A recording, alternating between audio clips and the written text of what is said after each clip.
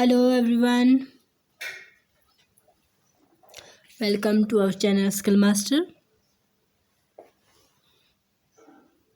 All the best सभी के लिए। आज हम एक तरह से रिवाइज भी करेंगे, रिव्यू भी करेंगे और साथ ही साथ में टेस्ट भी लेते रहेंगे, ठीक है। तो सभी को बहुत करेक्ट आंसर देना है और लंबे टिके रहना है। चलो शुरू करते हैं आज के सेशन को। तो आज का पहला क्वेश्चन है, क्वेश्चन नंबर 1 है, skill competition is conducted in 18 popular trade among apprentice and establishment is organised at level. जो आपका स्किल कंपटीशन है वो 18 पॉपुलर ट्रेड के बीच में कंडक्ट किया जाता है, ऑर्गेनाइज। तो आपको बताना है कि वो कौन कौन से लेवल पर ऑर्गेनाइज किया जाता है। लोकल लेवल पर, मतलब कि आपके स्टेट लेवल पर, या फिर रीजनल है आपका क्षेत्रीय लेवल पर, या ऑप्शन नंबर सी है नेशनल लेवल पर, या फिर ऑप्शन नंबर डी है आपका all of the above, all of the 3 level.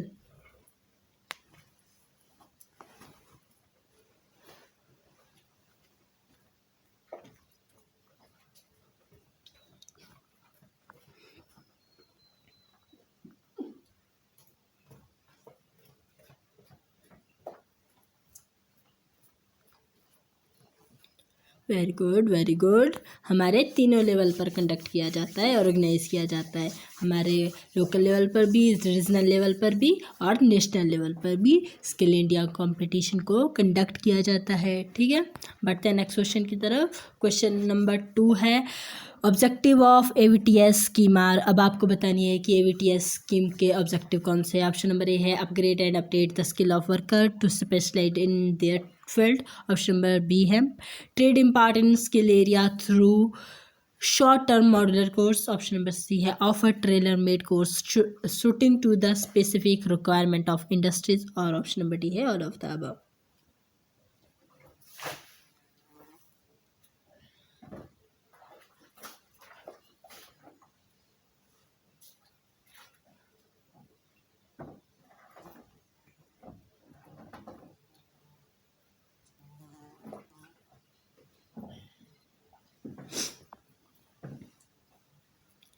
Very good very good very good. तो हमारे सारे ही AVTS स्कीम के ऑब्जेक्टिव है, ठीक है। तो हमारा आंसर हो जाएगा ऑल ऑफ द अबव। अब आपको बतानी है AVTS की फुल फॉर्म क्या है।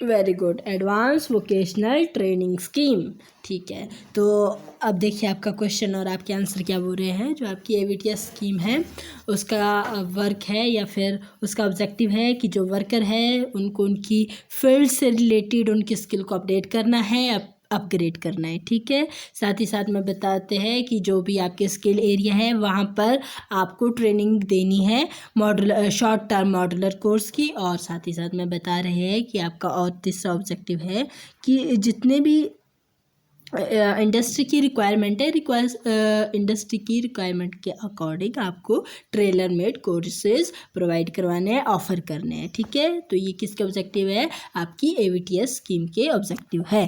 बढ़ते हैं नेक्स्ट क्वेश्चन की तरफ।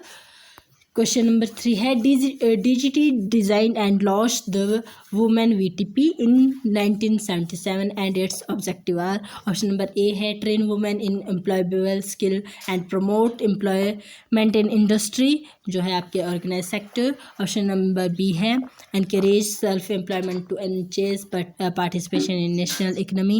या ऑप्शन नंबर सी है प्रोवाइडिंग ट्रेंड इंस्ट्रक्टर। या ऑप्शन नंबर डी है ऑल ऑफ द अबव।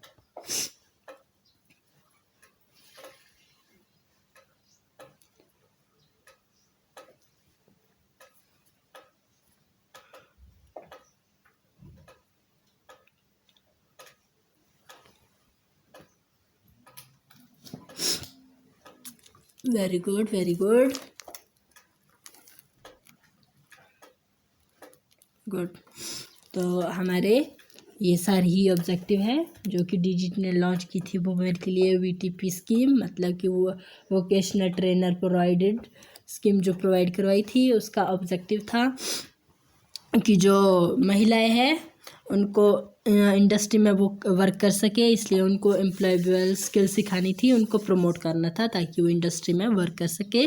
साथ ही साथ में सेल्फ एम्प्लॉयमेंट को भी बढ़ाना था ताकि नेशनल इकोनॉमी में क्या हो जाए, सबका पार्टिसिपेशन हो जाए, अर्थव्यवस्था में सभी की भागीदारी बने। ठीक है। और ऑप्शन नंबर सी है कि आपको ट्रेंड इंस्ट्रक्टर भी प्रोवाइड करवाने थे। तो ये हमारे DGT के तीनों ऑब्जेक्टिव थे, इसके अलावा और भी ऑब्जेक्टिव है। ठीक है। बढ़ते हैं नेक्स्ट क्वेश्चन की तरफ। क्वेश्चन नंबर 4 है main objective of instructor training programme CTI are. Option number A है planning, organising, leading and controlling training in practical skill. Option number B है training in the teaching method of application for effective teaching for effective learning of trade skill. Option number C है preparing the vocational instructor with advanced knowledge and skill of modern workplace management। और option number D है developing test item and question banking and preparation and selection of teaching aid। और option number D है all of the above. आज आपको एक एक option देखना है, चेक करना है, बोलना है, पढ़ना है, उसके बाद आंसर देना है। ठीक है।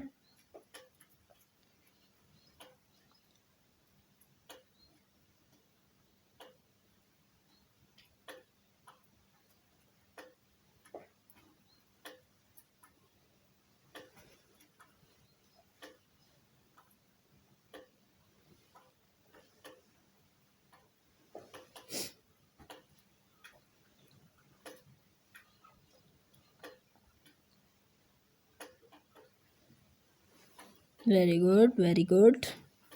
तो ये सभी हमारे क्या थे, ऑब्जेक्टिव थे आपके इंस्ट्रक्टर ट्रेनिंग प्रोग्राम के, या आपके बोल सकते हैं क्राफ्टमैन ट्रेनिंग इंस्ट्रक्टर के। और साथ ही साथ में इसके एक और भी नाम है, coach training centre training institute. ठीक है। तो चलो हम इसके बात करते हैं, इसके ऑब्जेक्टिव की बात करते हैं। आपकी जो CTI प्रोग्राम जो कंडक्ट किया जाता है, इंस्ट्रक्टर ट्रेनिंग प्रोग्राम जो आपका कंडक्ट किया जाता है, उसका ऑब्जेक्टिव है कि हम अच्छे से प्लानिंग करना सीख लें, ऑर्गेनाइजेशन करना सीख लें, अपनी क्लास की अच्छे से लीडिंग करना सीख लें, और साथ ही साथ हमारी ट्रेनिंग के दौरान जितनी भी प्रैक्टिकल है, स्किल है, थ्योरी है, या जो भी है, अपने ट्रेनिंग के दौरान अपने प्रशिक्षुओं को कंट्रोल करना सीख लें। ठीक है। और साथ ही साथ मतलब कि ट्रेनिंग के दौरान सीख ले कि किस तरह से हमारे को अपने प्रशिक्षुओं को कंट्रोल करना है। ठीक है। और ऑप्शन नंबर बी बता रहा है कि हमारे को जो एप्लीकेशन मेथड है उसका अच्छे से यूज़ करना है ताकि हम इफ़ेक्टिव लर्निंग करवा सकें अपने ट्रेड से रिलेटेड स्किल की। और साथ ही साथ में ऑप्शन नंबर सी बता रहा है कि हमारे को ऐसे वोकेशनल इंस्ट्रक्टर तैयार करने थे जिनके पास एडवांस नॉलेज हो, एडवांस स्किल हो, और वो मॉडर्न वर्कशॉप प्लेसमेंट मैनेजमेंट कर सके। ठीक है। साथ ही साथ में हमारे को सिखाना है कि किस तरह से आपको टेस्ट आइटम को डेवलप करना है, किस तरह से क्वेश्चन बैंक को बनाना है, किस तरह से प्रेपरेशन करनी है क्वेश्चन की, किस तरह से सिलेक्शन करनी है अपने टीचिंग एड्स की। ठीक है। तो ये हमारे सारे ही CTI ट्रेनिंग के या फिर इंस्ट्रक्टर ट्रेनिंग प्रोग्राम के ऑब्जेक्टिव है। ठीक है। तो बढ़ते हैं नेक्स्ट क्वेश्चन की तरफ। क्वेश्चन नंबर 5 है टेक्नोलॉजी क्या है आपकी, प्रैक्टिकल है, प्रिंसिपल है, थ्योरी है, या फिर साइंस है।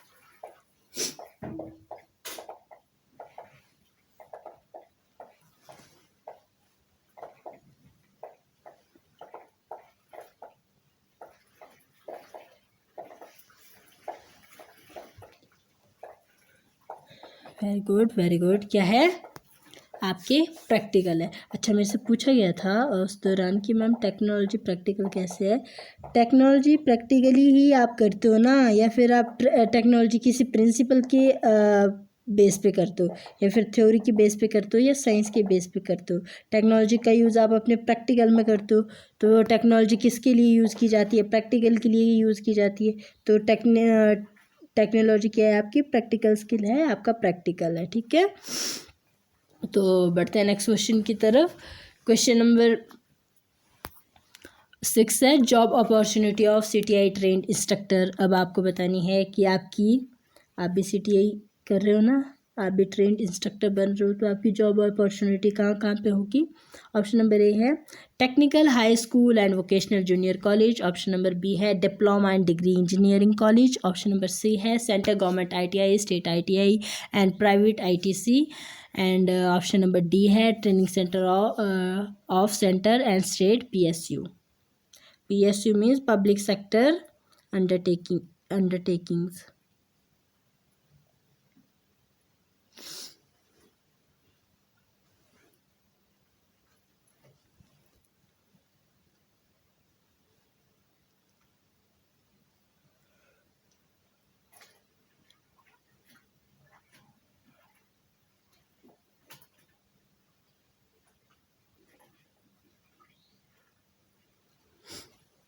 Very good very good very good. तो क्या है हमारे जॉब अपॉर्चुनिटी, इन सभी में हमारे लिए जॉब अपॉर्चुनिटी है. तो हमारा आंसर क्या है?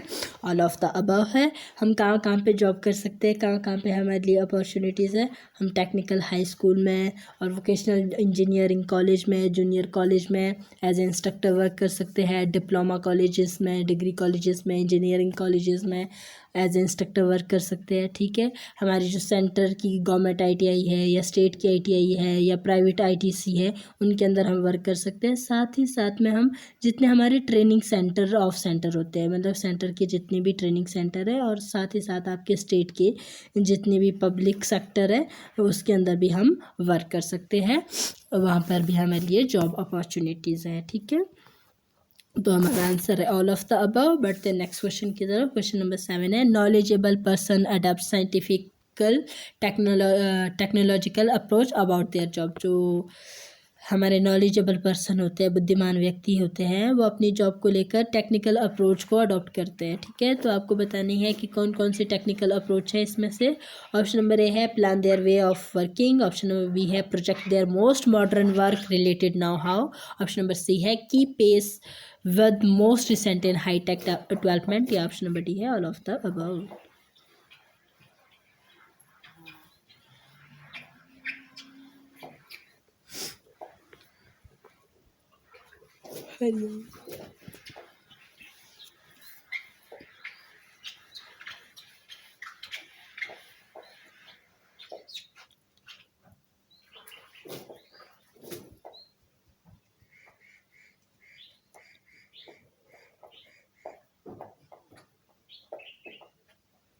Very good very good. तो हमारा आंसर है ऑल ऑफ द अबव. क्योंकि जो नॉलेजेबल पर्सन होते हैं वो किस तरह की साइंटिफिकल टेक्नोलॉजी को अप्रोच करते हैं, वो अपने प्लान के अकॉर्डिंग वर्क करते हैं. ठीक है. अपनी प्लानिंग अपने वर्क के हिसाब से खुद तय करते हैं, अपनी योजना खुद बनाते हैं. साथ ही साथ में जो भी उनका मोस्ट मॉडर्न वर्क होता है उससे रिलेटेड प्रोजेक्ट बनाते हैं. ठीक है.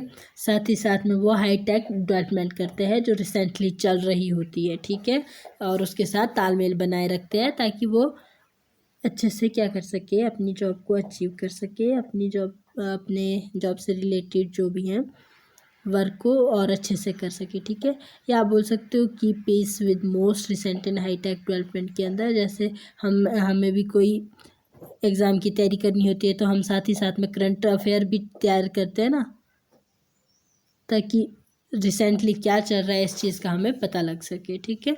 तो ये सभी हमारे क्या है, एक नॉलेजेबल पर्सनल की साइंटिफिकल टेक्नोलॉजी अप्रोच है. तो हम भी अडॉप्ट करें इसको. ठीक है.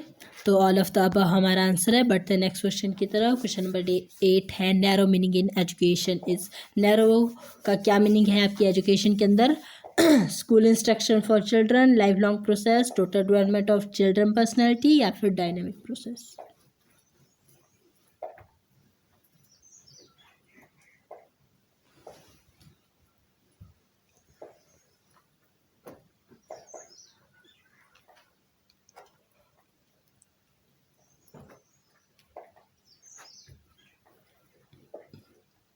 Very good very good. क्या है?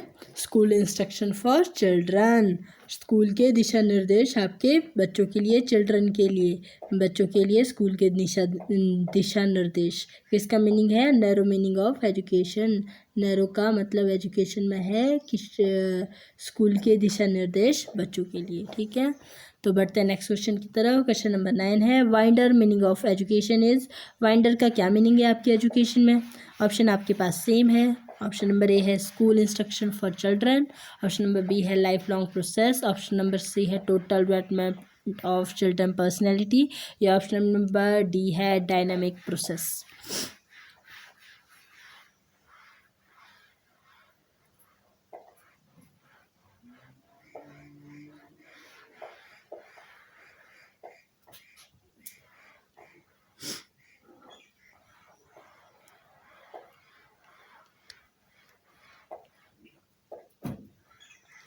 Very good very good. क्या है हमारा answer? Total development of children personality. हमारे को अपने चाइल्ड की टोटल पर्सनैलिटी करना क्या कहलाता है? वाइंडर।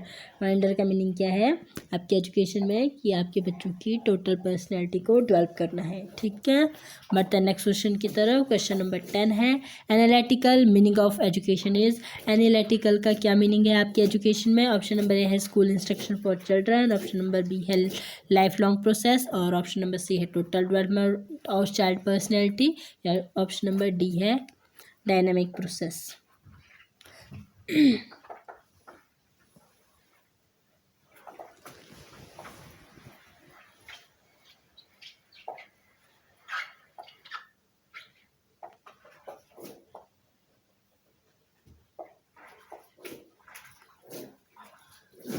Very good. क्या है हमारा answer? Long life process. Analytical का मीनिंग क्या है आपके एजुकेशन के अंदर? Long life process. तो बढ़ते हैं नेक्स्ट क्वेश्चन की तरफ। क्वेश्चन नंबर 11 है border meaning of education is. Border का क्या मीनिंग है आपके एजुकेशन के अंदर? ऑप्शन आपके पास सेम है, school instruction for children, life long process, total development of children's personality, और ऑप्शन नंबर डी है डायनामिक प्रोसेस।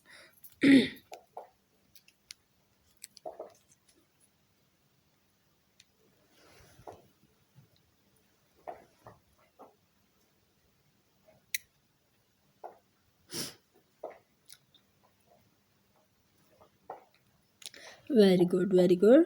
तो बॉर्डर का क्या मीनिंग है हमारी एजुकेशन के अंदर? Dynamic process. तो बढ़ते हैं नेक्स्ट क्वेश्चन की तरफ। क्वेश्चन नंबर 12 है, ये मैंने आपको समझाया भी था और आपको याद भी होगा। Dash analysed education as a bipolar process two important pole teacher and child. ये किसने कहा है कि एजुकेशन आपकी बाइपोलर प्रोसेस है, या बोल सकते हो द्विध्रुवीय प्रोसेस है, जिसके अंदर दो इम्पॉर्टेंट पोल्स हैं आपके, children and teacher and children. ये आपके एडम्स ने कहा, जॉन डेवी ने कहा, थॉम्सन ने कहा, या डेविड ने कहा?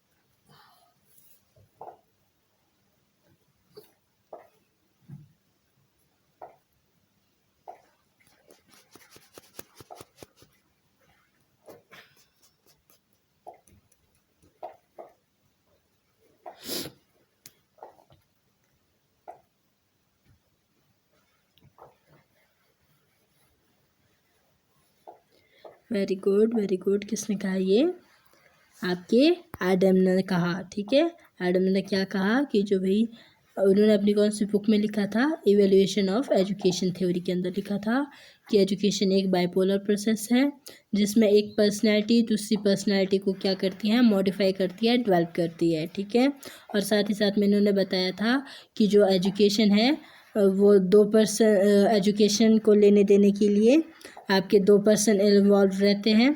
एक आपका टीचर होता है और एजुकेशन लेने वाला आपका स्टूडेंट होता है। ठीक है, तो बढ़ते हैं नेक्स्ट क्वेश्चन की तरफ। क्वेश्चन नंबर 13 है dash analyse education as a tripolar process. These three important poles: teacher, children and society, cooperative efficiency for successful working of the education process। ये किसने कहा है कि एजुकेशन ट्रीपोलर प्रोसेस है, और तीन महत्वपूर्ण पोल्स है आपकी, teacher, children and society.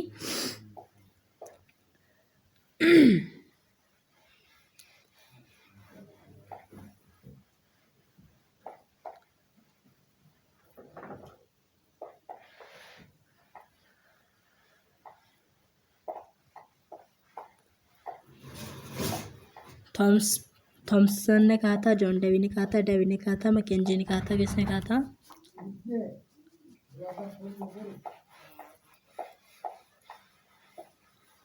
Very good very good. ये हमारे जॉन डेवी ने कहा था। तो जॉन डेवी ने कहा था कि एजुकेशन ट्रिपोलर प्रोसेस है, और इस सिस्टम के अंदर आपको तीन पोलर मिलेंगे, एक टीचर, एक चिल्ड्रन और एक सोसाइटी, ठीक है। और सारी एजुकेशन सिस्टम का मतलब ये नहीं होता है कि आप अगर सोशल के लिए वर्क ना करो तो वो कंप्लीट हो जाए। जो भी आपकी शिक्षण प्रणाली है वो तभी कंप्लीट है अगर आपके सोसाइटी के लिए भी वर्क होते हैं, सोशल वर्क भी होते हैं। आपको सोशल रेस में भी जीतना होता है। एजुकेशन का मतलब होता है थ्री डायमेंशनिंग प्रोसेस, ठीक है, जिसके अंदर होते हैं आपके टीचर, चिल्ड्रन और सोसाइटी। और क्वेश्चन नंबर 14 है, impression formed by parents influence child in education is called. जो इम्प्रेशन बच्चों पे उनके माता पिता की छवि के कारण बनते हैं, उनके इम्प्रेशन के कारण बनते हैं, उसको हम एजुकेशन के अंदर किस नाम से जानते हैं? नेचुरल डेवलपमेंट के नाम से, या हेरिडेटरी इफेक्ट के नाम से, या इन्वायरमेंट इफेक्ट के नाम से, या बोथ ए एंड बी के नाम से।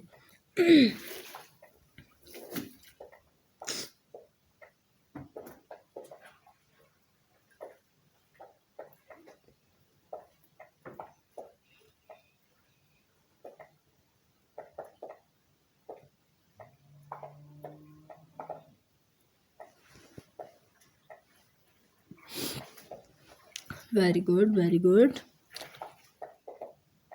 क्या कहते हैं उसे हम? Hereditary effect. जब बच्चों के दिमाग पर उनके माता पिता का इम्प्रेशन पड़े, उनके माता पिता की इफेक्ट पड़े, तो उसको हम क्या कहते हैं? हेरिडेटरी इफेक्ट कहते हैं, वंशानुगत प्रभाव कहते हैं, ठीक है। बढ़ते हैं नेक्स्ट क्वेश्चन की तरफ। क्वेश्चन नंबर 15 है, western concept of education is. अब आपको पश्चिमी कंसेप्ट बताना है एजुकेशन को लेकर, कौन सा है? ऑप्शन नंबर 1 है, education is life long and non stop process of human growth.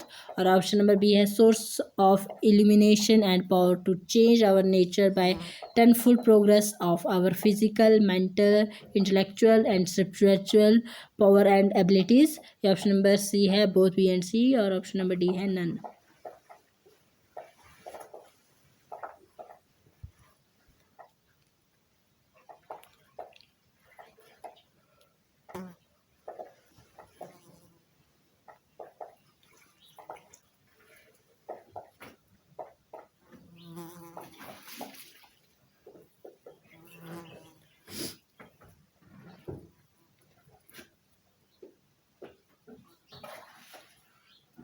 Very good, very good. तो वेस्टर्न कॉन्सेप्ट क्या है आपके एजुकेशन का? कि एजुकेशन एक लाइफ लॉन्ग प्रोसेस है और ये ह्यूमन की ग्रोथ के साथ चलता रहता है, ये स्टॉप नहीं होता है, ठीक है। आप बोल सकते हो कि शिक्षा मानव विकास की जीवन भर चलने वाली प्रक्रिया है और एक गैर रोक प्रक्रिया है। मतलब नॉन स्टॉप प्रोसेस मतलब गैर रोक प्रक्रिया। बढ़ते हैं नेक्स्ट क्वेश्चन की तरफ। क्वेश्चन नंबर 16 है, who said this religion is the inner most core of education. ये किसने कहा है कि ये रिलीजन इनर मोस्ट कोर होती है हमारी एजुकेशन की? ऑप्शन नंबर 1 है अरबिंदो, विवेकानंदा, गांधी जी, या फिर याजनवल्का, जो भी है ये।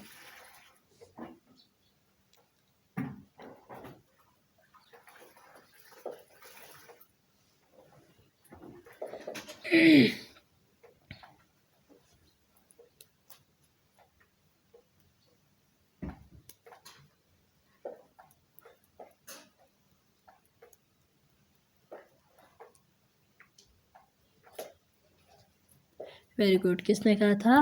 विवेकानंदा ने कहा था। तो बढ़ते हैं नेक्स्ट क्वेश्चन की तरफ। क्वेश्चन नंबर 17 है, हु सेड दिस। ये किसने कहा था? Education is a life long process starting from childhood and lasting to the end of the life. कि एजुकेशन आपका लाइफ लॉन्ग प्रोसेस है जो आपके बचपन से स्टार्ट होकर आपकी डेथ ऑफ द लाइफ तक चलता रहता है।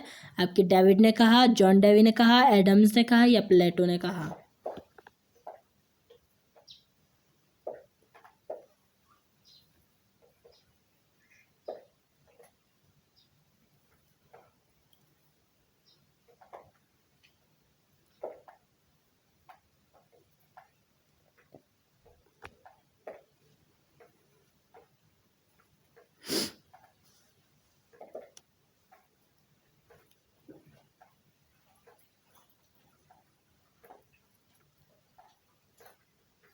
Very good. किसने कहा?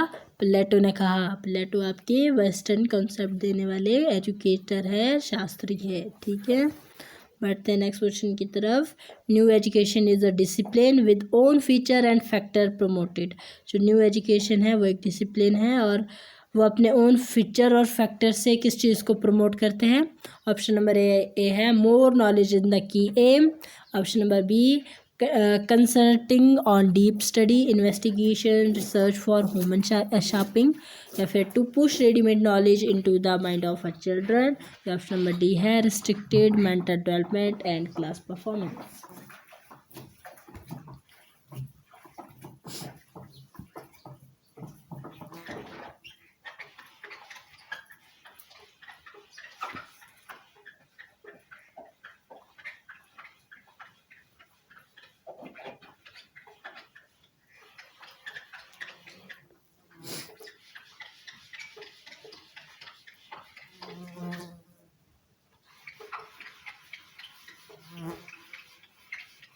Very good, very good. तो क्या है आपका answer? Consulting on deep study, investigation, research for human sharping. आप बोल सकते हो कि जो आपकी न्यू एजुकेशन है वो अनुशासन है, जो किस चीज़ को प्रमोट कर रही है, उसकी स्वयं की विशेषता क्या है, फैक्टर और कारक क्या है उसके। तो उसके फैक्टर और कारक है कि कंसंट्रेशन ऑन डीप स्टडी, कि मानव आकार को देने के लिए गहन अध्ययन करना, इन्वेस्टिगेशन करना, रिसर्च करना और मनुष्य के दिमाग पर को क्या करना है, आपको शार्पिंग करना है। ठीक है, या आप बोल सकते हो कि ध्यान केंद्रित करना। ठीक है, वेरी गुड। बढ़ते हैं नेक्स्ट क्वेश्चन की तरफ। क्वेश्चन नंबर 19 है new concept of education is. Education का न्यू कंसेप्ट कौन सा है? ऑप्शन नंबर ए है giving instruction, option number B है providing knowledge, option number C है टीचिंग ऑनली, या ऑप्शन नंबर डी है development of total personality and social efficiency.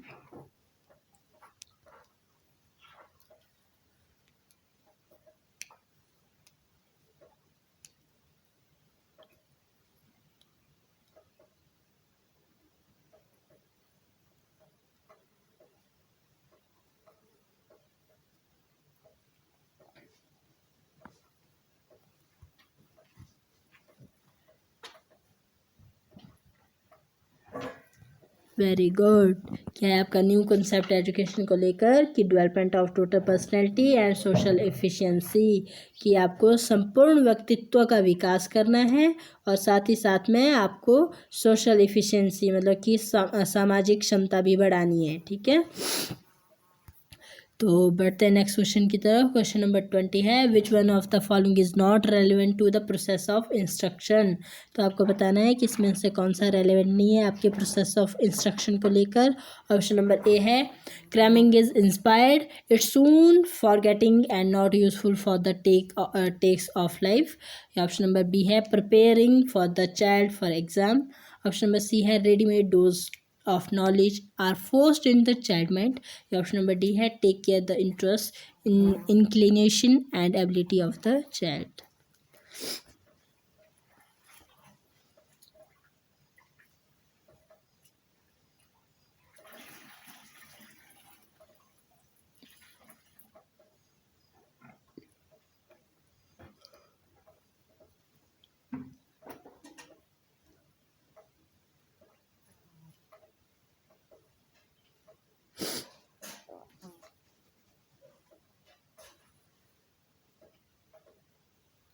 Very good. तो क्या है आपका answer? Option number D take care of interest, inclination and ability of the child, कि आपको बच्चों के झुकाव और क्षमताओं की मतलब कि बच्चों का इंटरेस्ट कहाँ पर है, उनकी एबिलिटीज़ क्या है आपकी चिल्ड्रन की, उसकी देखभाल करने की आपको ज़रूरत नहीं है। देखभाल करता है मतलब relevant of not relevant of the process of instruction को लेकर कौन सा पॉइंट सही नहीं था आपका? कि take care of the interest, की इंटरेस्ट की टेक केयर करना, साथ ही साथ चिल्ड्रन की एबिलिटी की क्या करना? देखभाल करना। इंक्लिनेशन, देखभाल करना, ठीक है। तो बढ़ते हैं नेक्स्ट क्वेश्चन की तरफ। क्वेश्चन नंबर 21 है, curriculum is the main important link between the. अब आपको बताना है कि जो करिकुलम होता है वो किसके बीच लिंक पैदा करता है, किसके बीच लिंक बनाता है, आपके टीचर एंड स्टूडेंट के बीच, या टीचर एंड स्कूल एडमिनिस्ट्रेशन के बीच, या ऑप्शन नंबर सी है बोथ ए एंड बी, या ऑप्शन नंबर डी है none.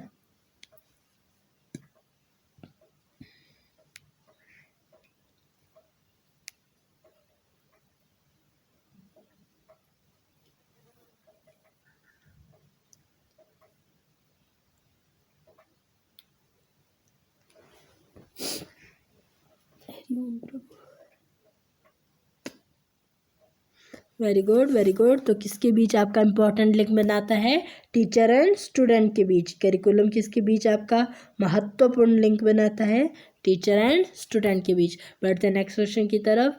Education technology exceed with education toy and other learning texts in, कब बनाई है आपने, एजुकेशन टेक्नोलॉजी के अंदर एजुकेशनल टॉयज़ ने और अदर लर्निंग जो आपके टेक्निक्स थी उन्होंने कब जगह बनाई है आपकी 19th सेंचुरी में, 20th सेंचुरी में, 18th सेंचुरी में, या फिर 17th सेंचुरी में।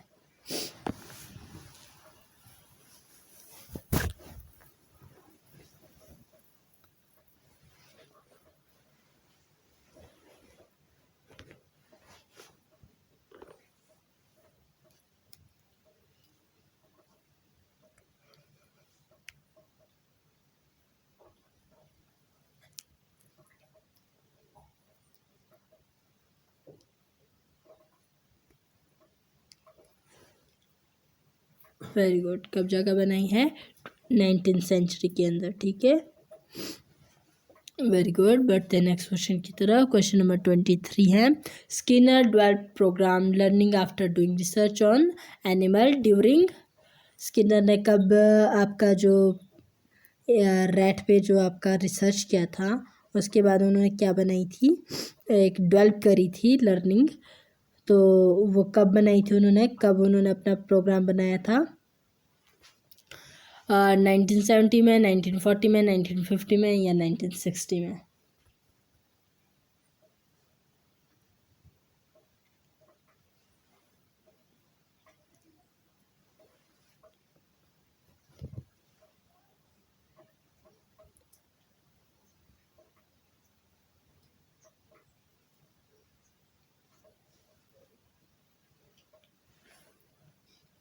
Very good very good very good. कब बनाया था आपका 1960 में। तो 1960 में स्किनर ने क्या किया था, चूहे पर शोध किया था, ठीक है, चूहे पर रिसर्च करी थी और उसके बाद उन्होंने अपनी लर्निंग डेवलपिंग प्रोग्राम बनाया था, ठीक है। तो बढ़ते हैं नेक्स्ट क्वेश्चन की तरफ। क्वेश्चन नंबर 24 है, use of psychological principle of teaching learning to make desired change in the learner behavior is known as। Option number A है hardware approach, option number B है software approach, option number C है system approach, और option number D है none.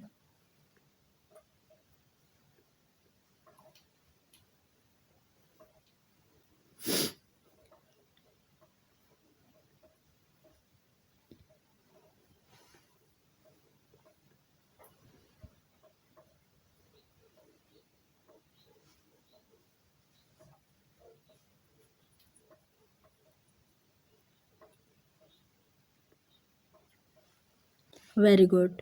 तो कौन सी technology की approach करते हैं हम, हार्डवेयर सॉफ्टवेयर अप्रोच का यूज़ करते हैं। वैसे थोड़ा सा गलत हो गया है, कौन सी अप्रोच करते हैं, सॉफ्टवेयर अप्रोच करते हैं। देखिए, जब use of psychological principle of teaching, जो हम साइकोलॉजिकल प्रिंसिपल ऑफ टीचिंग का यूज़ करते हैं ना, किसके लिए, learning to make desire change in learner behaviour, ताकि हम लर्नर के बिहेव में चेंज ला सके, ठीक है, ताकि हम लर्नर के बिहेव में चेंज ला सके। Learning to make desire learning को डिज़ायर बनाकर अपने लर्नर के बिहेव में चेंज ला सके, तो उसको हम बोलते हैं सॉफ्टवेयर अप्रोच, या फिर यहाँ देखिए is known as software approach of educational technology. और यहाँ देखिए जो ET1 ET2 इसका मीनिंग क्या है, एजुकेशनल टेक्नोलॉजी। याद रखना है इसको, एक बार फिर से देख लीजिए क्योंकि आगे भी आने वाला है ये क्वेश्चन, कौन सी ET1 है, कौन सी ET2 है, कौन सी ET3 है, और इसको दिमाग में बनाए रखना है, रिटेन करके रखना है। चलो हो गया, बढ़ते हैं आगे। तो क्वेश्चन नंबर 25 है, use of engineering machine in teaching is known as approach of educational technology. Option number A है hardware approach, option number B है software approach, option number C है सिस्टम अप्रोच, और ऑप्शन नंबर डी है none. अगर आप teaching में engineering मशीनों का यूज़ कर रहे हो तो वो कौन सी टेक्नोलॉजी है, आपकी एजुकेशनल टेक्नोलॉजी है।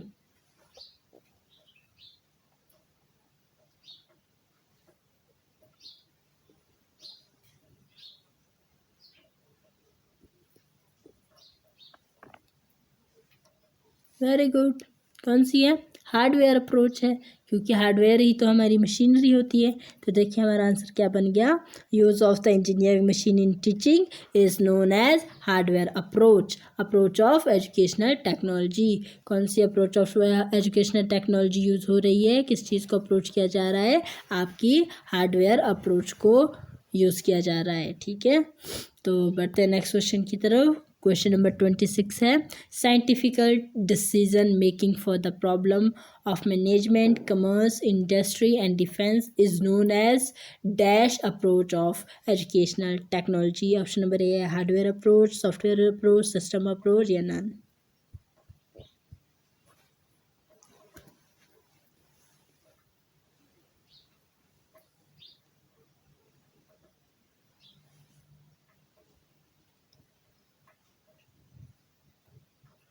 वेरी गुड, बिल्कुल इजी है। कौन सा है, सिस्टम अप्रोच। ठीक है, जिसमें हम कौन सी टेक्नोलॉजी का यूज़ कर रहे हैं, कौन सी एजुकेशन टेक्नोलॉजी का यूज़ कर रहे हैं, ET3 का। ठीक है, तो इसका यूज़ हम कहाँ कहाँ कर रहे हैं, हमने साइंटिफिकल डिसीजन मेक करने हैं अपनी प्रॉब्लम को मैनेजमेंट करने के लिए। कौन कौन सी जगहों पर, हमारे कॉमर्स में, हमारी इंडस्ट्री में, हमारे डिफेंस में। ठीक है, तो बढ़ते हैं नेक्स्ट क्वेश्चन की तरफ। क्वेश्चन नंबर 27 है, educational technology aspect school as a system in this input are. अब आपको बताने हैं कौन सी टेक्नोलॉजी है आपके स्कूल को लेकर, और उसके इनपुट कौन कौन से हैं, आपके स्कूल के इनपुट कौन कौन से हैं। ऑप्शन नंबर ए है school building, furniture and teacher, option number B है various method and technique strategy, teaching and exam by the AVAS, और ऑप्शन नंबर सी है एबिलिटी फॉर द लर्नर, या ऑप्शन नंबर डी है all of the above.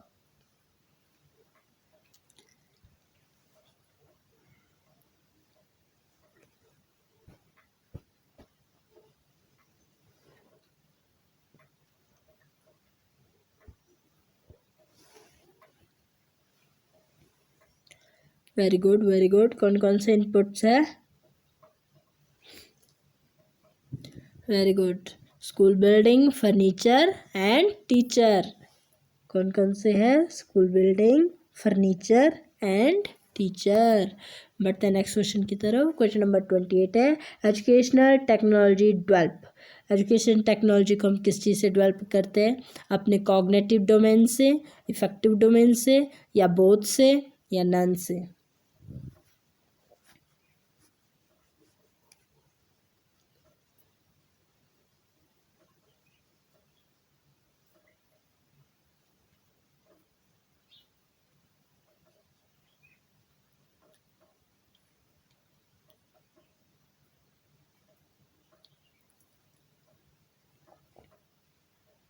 Very good, तो education technology को किस चीज़ से हम डेवलप करते हैं, कॉग्निटिव डोमेन से ओनली, भूलिएगा मत, याद रखिए। तो बढ़ते हैं नेक्स्ट क्वेश्चन की तरफ। क्वेश्चन नंबर 29 है, the instruction between teacher learner development. जो इंस्ट्रक्शन बनाए रखता है आपके टीचर और लर्नर के बीच, वो कौन सा डोमेन है आपका, इफेक्टिव डोमेन, कॉग्निटिव डोमेन, या कॉग्निटिव और इफेक्टिव दोनों डोमेन है, या फिर कोई भी नहीं है।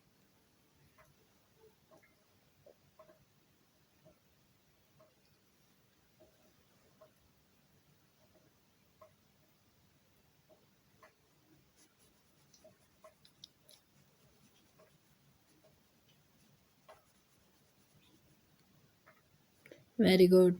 अफेक्टिव डोमेन बनाए रखता है इंस्ट्रक्शन, ठीक है। तो बढ़ते नेक्स्ट क्वेश्चन की तरफ। ET1 include instruction technology 1 include, कौन सी थी आपकी ET1?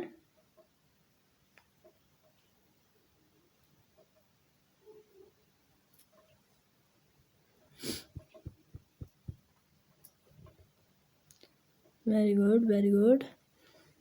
तो ऑप्शन है आपके पास cinema, radio, tape record, projector, computer, CCTV, video etcetera, या फिर teaching object and behaviour term, principle, method and technique of teaching, या ऑप्शन नंबर सी है study the problem of education administration and its development, या option number D है none.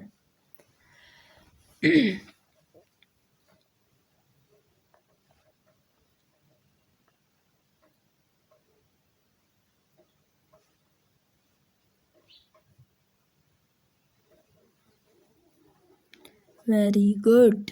Option number A cinema, radio, tape recorder, projector, computer, CCTV, videos etcetera. 81 क्या थी आपकी? Hardware hardware approach, educational technology, ठीक है। बढ़ते हैं नेक्स्ट क्वेश्चन की तरफ। क्वेश्चन नंबर 31 है grouping of teaching situation working tool new approach with learning principle of changing learner behavior is called। Option number A है instructional design, option number B है cybernetic, option number C है system analysis, या option number D है option A and C.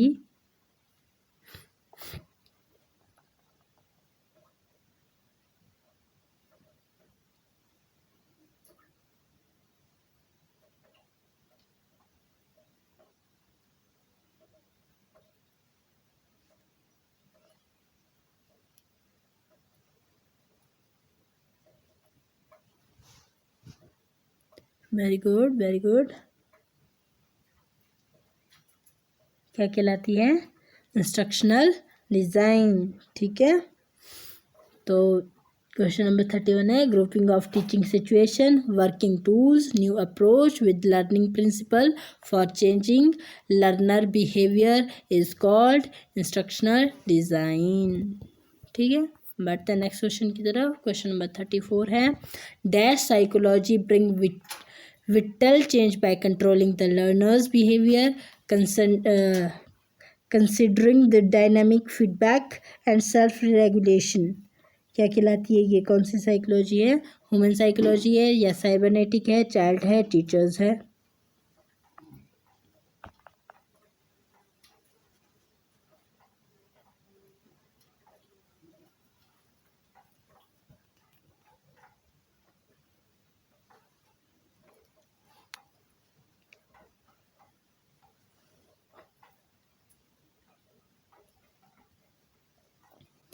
Very good very good. तो कौन सी psychology है आपकी?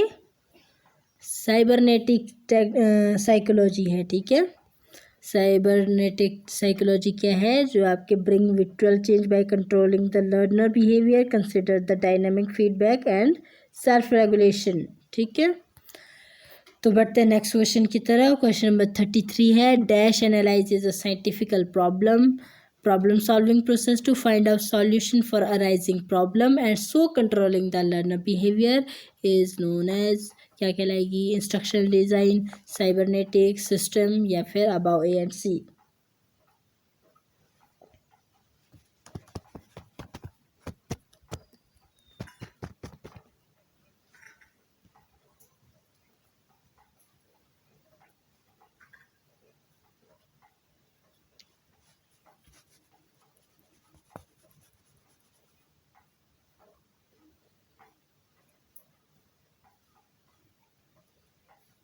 Very good very good. कौन सी है? System.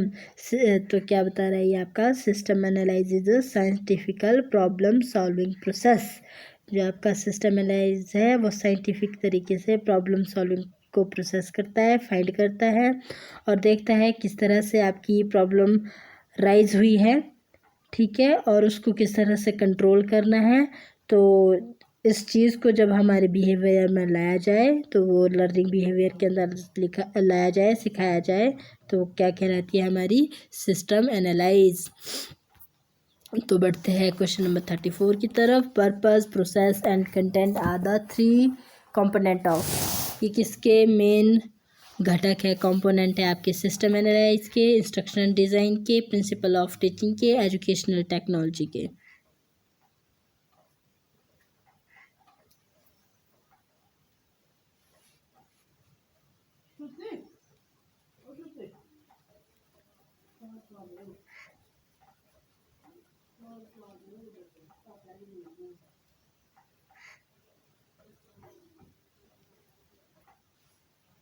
Very good, very good. तो किसके कंपोनेंट है आपके प्रोसेस, पर्पस, कंटेंट, आपके सिस्टम एनालाइज के। देखिए जब आप सिस्टम एनालाइज करते हो तो आप पता करते हो कि उसका प्रोसेस क्या है, उसका पर्पस क्या है, उसका कंटेंट कौन कौन से है, ठीक है। तो बढ़ते हैं क्वेश्चन नंबर 35 की तरफ। The student solve a problem by putting information together that require original creative thinking is known as evaluation, comprehension, analyse या सिंथेसाइज।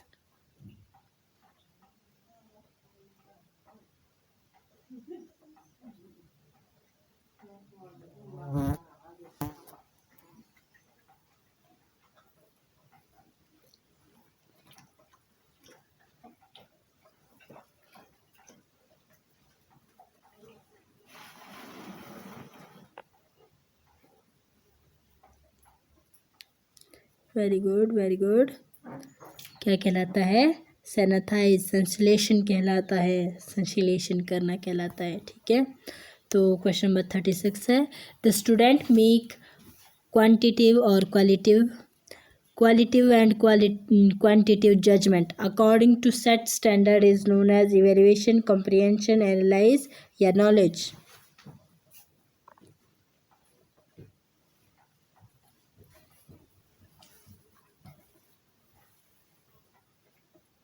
नहीं तो do for back na bora page question do bora page question नहीं।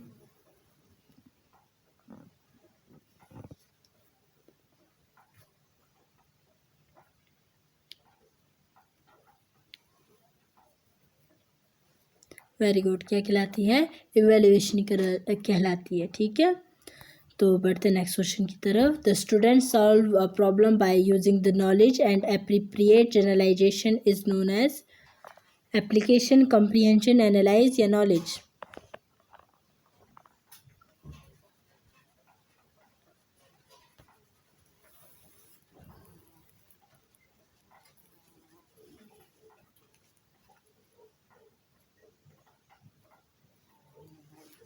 Very good, very good. क्या कहलाती है, application. Very good. बढ़ते हैं next question की तरफ। द स्टूडेंट रिकॉल और recognise information is known as application, comprehension, analyse या फिर नॉलेज।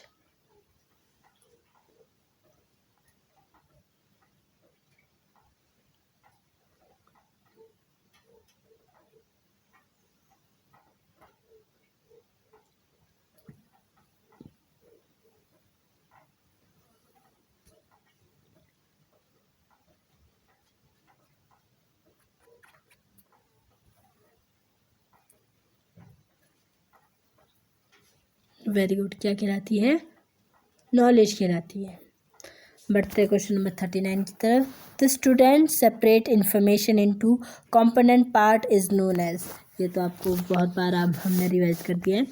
ऑप्शन नंबर ए है एप्लीकेशन, नॉलेज, कॉम्प्रिहेंशन या एनालाइज।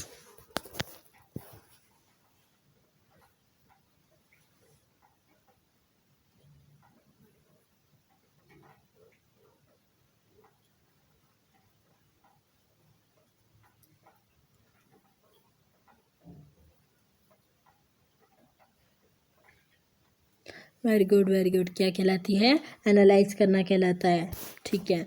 बढ़ते हैं नेक्स्ट क्वेश्चन की तरफ। क्वेश्चन नंबर 40 है। The student change information into a different symbolical from a language is known as application, knowledge, comprehension, analyse.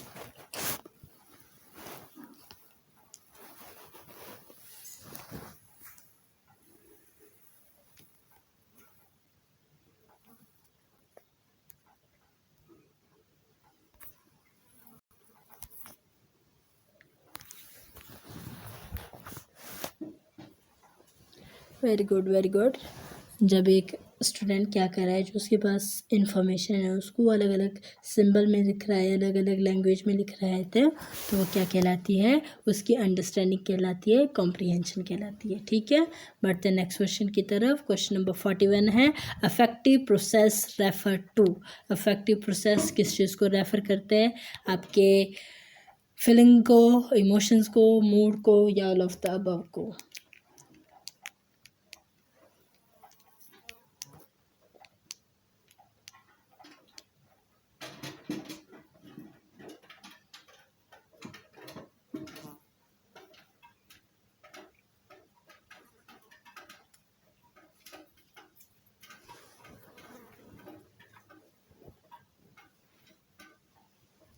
Very good very good. All of the above. Affective process क्या चीज़ है, आपकी emotion है, feeling status है, mood है, इस चीज़ को refer करते हैं। ठीक है, मतलब आपके इफेक्टिव प्रोसेस किस चीज़ को रेफर करता है, आपके इमोशंस को, आपके फीलिंग स्टेटस को, आपके मूड को। तो हमारा आंसर हो जाता है ऑल ऑफ द अबव। ठीक है, बढ़ते हैं नेक्स्ट क्वेश्चन की तरफ। क्वेश्चन नंबर 42 है, cognitive process refer to the mental structure and process individual in. Option number A है थिंकिंग, ऑप्शन बी है अंडरस्टैंडिंग, ऑप्शन नंबर सी है इंटरप्रेटिंग, या ऑप्शन नंबर डी है all of the above.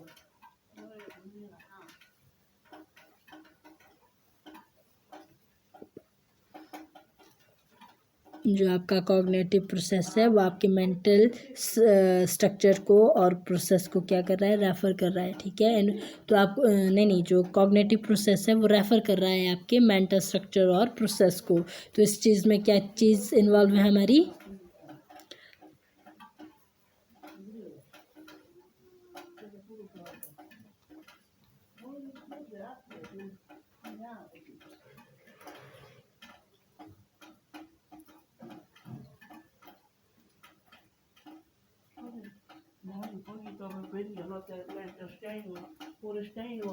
Very good. क्या है हमारा answer, all of the above, क्योंकि हम थिंकिंग भी करते हैं, अंडरस्टैंडिंग भी करते हैं, इंटरप्रेटिंग भी करते हैं। ठीक है, तो किस में आ जाते हैं ये हमारे थिंकिंग, अंडरस्टैंडिंग, इंटरप्रेटिंग किसके अंदर आ जाते हैं, हमारे कॉग्निटिव के अंदर आ जाते हैं, इंटेलेक्चुअल बिहेव के अंदर आ जाते हैं। बढ़ते हैं नेक्स्ट क्वेश्चन की तरफ। क्वेश्चन नंबर 43 है, which of the following instruction skill is a direct instruction. इसमें से कौन सी आपकी इंस्ट्रक्शन स्किल जो है कि डायरेक्ट इंस्ट्रक्शन, आपकी केस स्टडी है, प्रॉब्लम सॉल्विंग है, इंक्वायरी है, या फिर डेमोन्स्ट्रेशन है।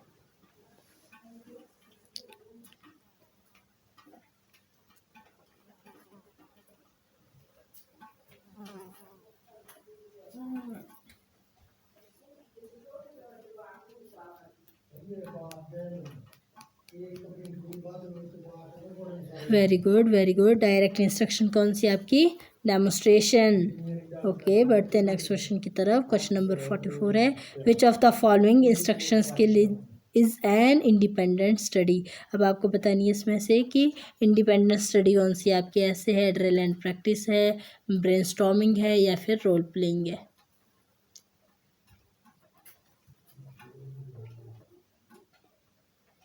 कौन सी इंस्ट्रक्शन स्किल है आपकी इंडिपेंडेंट स्टडी इनमें से।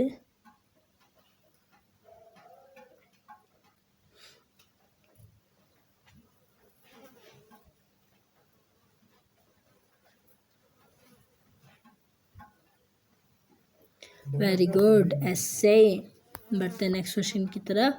Low level of learner involvement occur in. Low level की इन्वॉल्वमेंट किस में रहती है आपके लर्नर की, लेक्चर के अंदर, रोल प्ले के अंदर, स्टोरी टेलिंग के अंदर, या डिबेट के अंदर।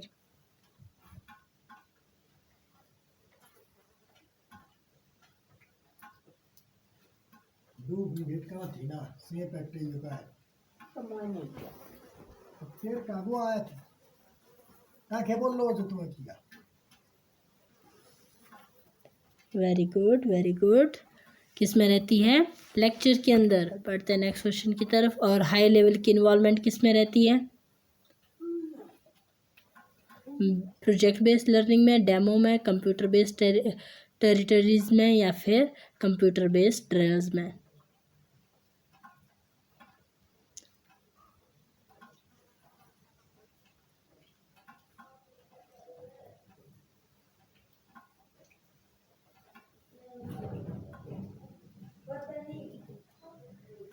Very good. किस में रहती है? प्रोजेक्ट बेस्ड लर्निंग में। जो प्रोजेक्ट बेस्ड आपकी लर्निंग होती है उसमें लर्नर की इन्वॉल्वमेंट हाई रहती है, ठीक है। अब पूछ रहे हैं इसमें exponent of behaviour technology is.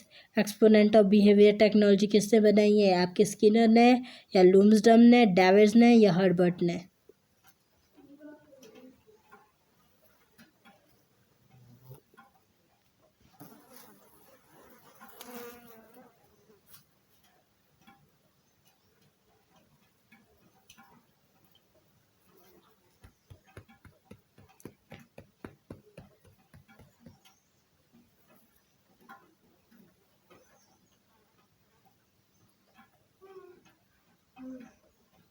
Very good. तो आपकी बिहेवियर टेक्नोलॉजी को किसने एक्सपोनेंट किया है, या बोल सकते हो किसने प्रतिपादित किया है?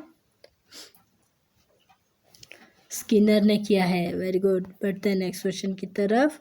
और इंस्ट्रक्शनल टेक्नोलॉजी को किसने प्रतिपादित किया है, किसने एक्सपोनेंट किया है? डेविड ने, या मॉरिसन ने, लूम्सडम ने, या फ्लैंडर ने?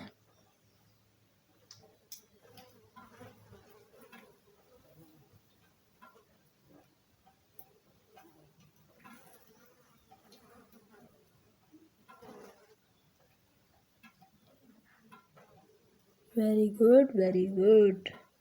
किसने किया है? लूम्सडम ने। Very good. बढ़ते हैं नेक्स्ट क्वेश्चन की तरफ। और टीचिंग टेक्नोलॉजी को किसने प्रतिपादित किया है?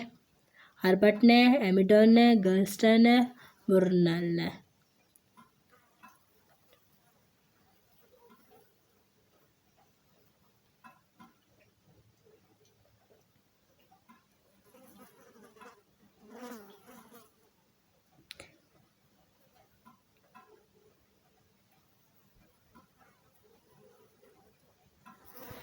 Very good. हर्बर्ट ने किया है। Very good.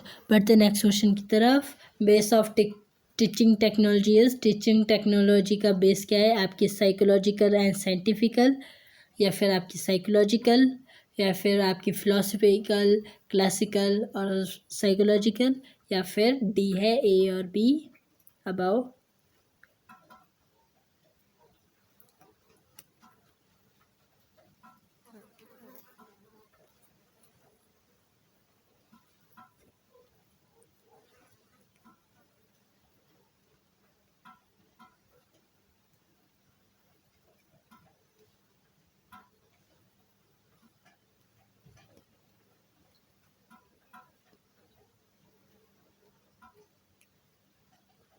Very good. तो कौन सा है? ऑप्शन नंबर सी,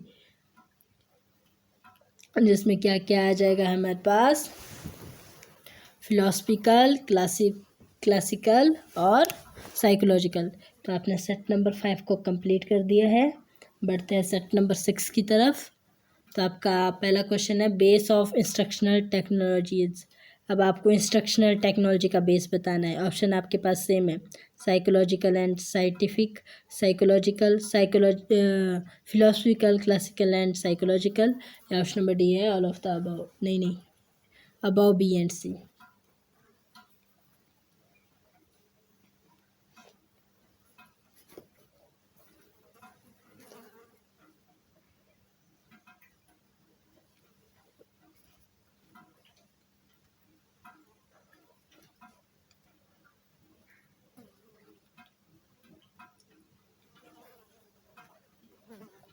वेरी गुड। क्या है हमारा answer?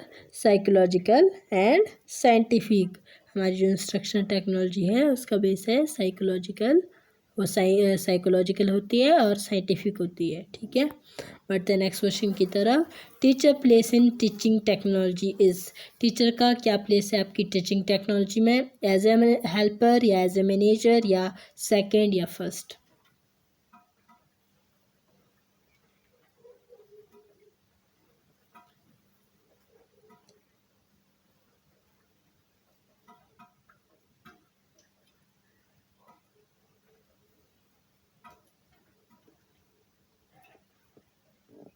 Very good. As a manager work करता है एक टीचर टीचिंग के अंदर, ठीक है। बढ़ते नेक्स्ट क्वेश्चन की तरफ। क्वेश्चन नंबर 3 है teaching level use in instruction technology is. Teaching के लेवल कौन कौन से होते हैं आपके इंस्ट्रक्शनल टेक्नोलॉजी के अंदर? ऑप्शन नंबर ए है memory, understanding and reflective level, और ऑप्शन नंबर बी है मेमोरी एंड अंडरस्टैंडिंग लेवल, या ऑप्शन नंबर सी है अंडरस्टैंडिंग ओनली, या ऑप्शन नंबर डी है ऑप्शन ए अबाउ ओनली।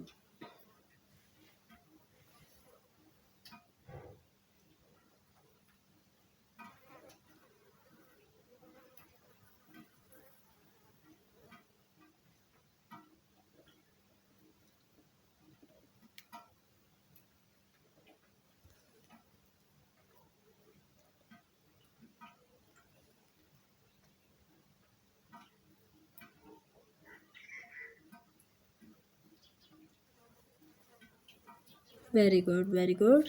तो टीचिंग का लेवल क्या है आपकी इंस्ट्रक्शन टेक्नोलॉजी के अंदर? अंडरस्टैंडिंग लेवल है सिर्फ, ठीक है। तो बढ़ते हैं नेक्स्ट क्वेश्चन की तरफ। Content present before the student at 3 level. Content के प्रेजेंट करने से पहले स्टूडेंट के 3 लेवल होते हैं, कौन कौन से?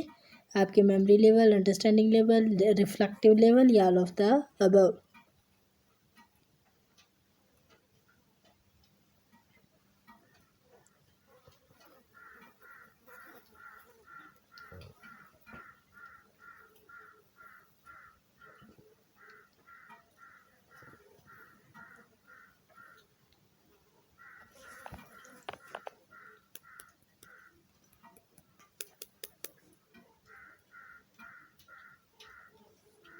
Very good, all of the above. ये तीनों लेवल रहते हैं हमारे, मेमोरी लेवल, अंडरस्टैंडिंग लेवल और रिफ्लेक्टिव लेवल, ठीक है।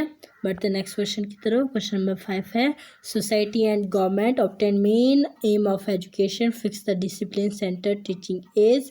अब आपको बतानी है कि जो आपके गवर्नमेंट ने और आपकी सोसाइटी ने एजुकेशन को लेकर एम फिक्स किया है वो क्या है आपके डिसिप्लिन सेंटर टीचिंग को लेकर। ऑप्शन नंबर ए है content and structure of the discipline are strictly decided and not modified to meet the requirement of the teacher learner, कि जो आपका कंटेंट स्ट्रक्चर को जो बनाया गया है उसको बिल्कुल स्ट्रिक्टली बना दिया गया है, स्ट्रिक्टली डिसाइड कर दिया गया है। अब उसको मॉडिफाई नहीं किया जाएगा किसी की भी रिक्वायरमेंट के अकॉर्डिंग, चाहे वो टीचर हो या लर्नर। या ऑप्शन नंबर बी है teacher is main authority on the subject and student is not active partaker. और ऑप्शन नंबर बी बता रहा है कि टीचर आपकी मेन अथॉरिटी है सब्जेक्ट को लेकर और स्टूडेंट एक नॉन एक्टिव पार्ट टेकर है। और ऑप्शन नंबर सी है intellectual development is important outcome, कि भाई जो आपकी बौद्धिक विकास है वो भाई बड़ा इम्पॉर्टेंट आउटकम है उसकी। और ऑप्शन नंबर डी है personal and social development of the student is the focus, जो स्टूडेंट है उसका पर्सनल और सोशल डेवलपमेंट को लेकर बड़ा फोकस रहता है। तो अब आपको बतानी है इसमें कि कौन सी है discipline centre teaching.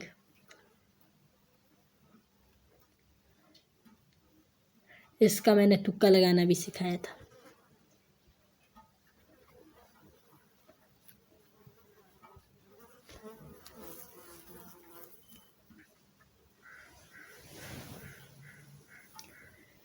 Very good, very good. Option number A content and structure of the disciplinary are strictly decide and not modified to meet the requirement of the teacher and learner, कि जो आपके content को है आपके content और structure है उसको बड़ी सही से बड़ी डिसिप्लिनरी मैनर में बड़ी स्ट्रिक्टली डिसाइड कर दिया गया है। अब उसको मॉडिफाई नहीं किया जाएगा आपकी टीचर और लर्नर के रिक्वायरमेंट के अकॉर्डिंग, ठीक है। तो बढ़ते हैं नेक्स्ट क्वेश्चन की तरफ। अब आपको इसमें बतानी है कि इंस्ट्रक्टर सेंटर टीचिंग कौन सी है इसमें से। ऑप्शन आपके पास सेम है। ऑप्शन नंबर ए है content and structure of the discipline are strictly decided and not modified to meet the requirement of the teacher learner. और ऑप्शन नंबर बी है teacher is main authority of the subject and student is not active partaker. या option number C है intellectual development is important outcome. या option number D है personal and social development of the student is the focus.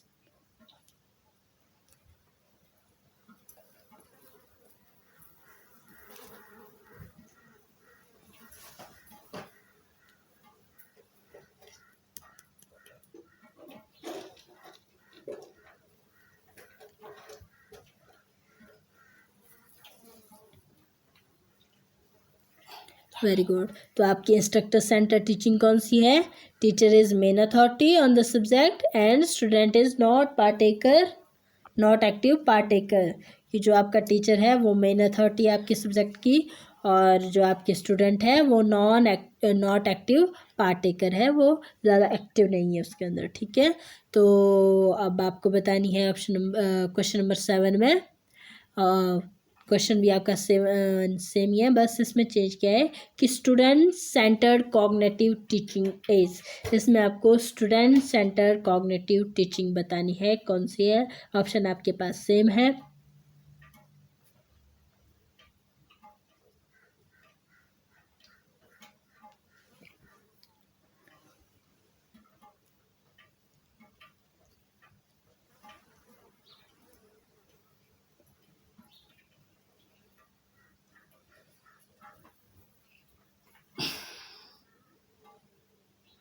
Very good, very good. तो student centred cognitive teaching कौन सी आपकी? ये गलत है, इसका आंसर यहाँ पे गलत आ गया है। कौन सी है? Intellectual development is important outcome. ठीक है, मैंने बताया था ना आपको। स्टूडेंट सेंटर कॉग्निटिव टीचिंग कौन सी है? Intellectual development is important outcome. ठीक है, तो बढ़ते हैं क्वेश्चन नंबर 8 की तरफ। क्वेश्चन नंबर 8 है सोसाइटी एंड गवर्नमेंट। सेम है क्वेश्चन आपका, बस इसमें पूछा है स्टूडेंट सेंटर अफेक्टिव टीचिंग कौन सी है।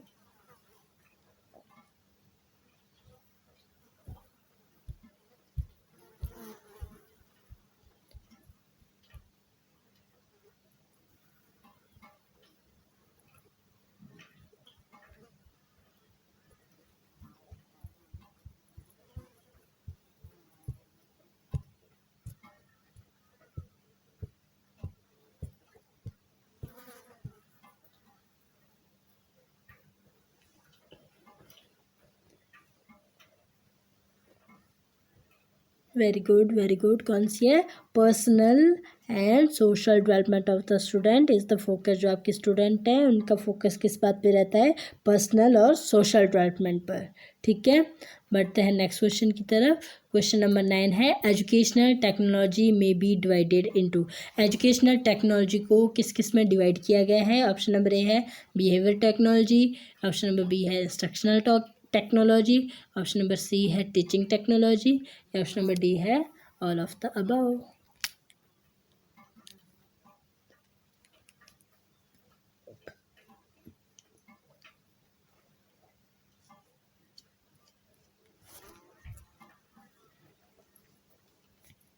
Very good, very good, very good. क्या है हमारा answer? All of the above. आज हम थोड़ी फास्ट क्लास कर रहे हैं ताकि बहुत लंबी क्लास ना हो जाए। ठीक है, और आज ओनली हम 100 क्वेश्चन डिस्कस करने वाले हैं, जिसमें से हमने 59 क्वेश्चन डिस्कस कर लिए और 60 क्वेश्चन हम डिस्कस करने वाले हैं, रिव्यू करने वाले हैं।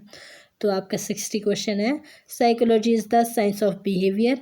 Behaviour technology is also term as. Psychology आपकी साइंस ऑफ बिहेवियर है, और बिहेवियर टेक्नोलॉजी को हम किस में टर्म करते हैं, किस में लेते हैं? टीचिंग टेक्नोलॉजी के अंदर, या इंस्ट्रक्शनल टेक्नोलॉजी के अंदर, या ट्रेनिंग टेक्नोलॉजी के अंदर, या फिर all of the above.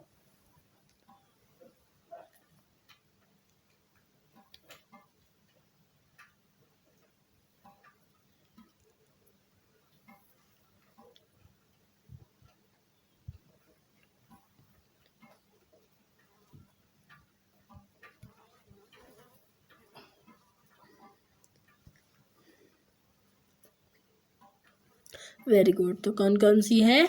All of the above. आपकी टीचिंग भी है, इंस्ट्रक्शन भी है, और ट्रेनिंग टेक्नोलॉजी भी है। ठीक है, तो बढ़ते हैं नेक्स्ट क्वेश्चन की तरफ। क्वेश्चन नंबर 11 है प्रेजेंट एजुकेशन इज। जो आपकी प्रेजेंट एजुकेशन है जो आजकल चल रही है, वो किस तरह की एजुकेशन है? चाइल्ड सेंटर्ड है, टीचर सेंटर्ड है, या बोथ ए एंड बी है, या फिर नन ऑफ द अबव है?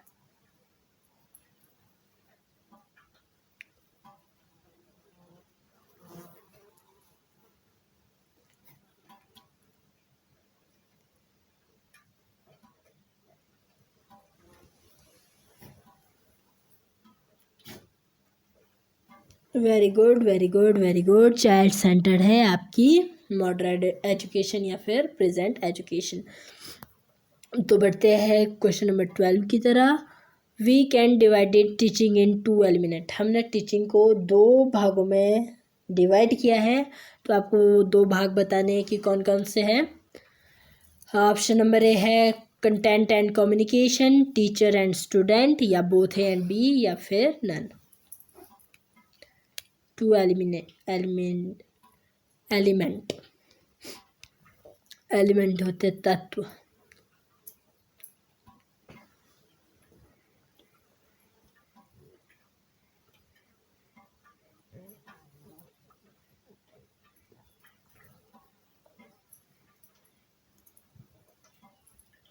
आज गलत नहीं होना चाहिए।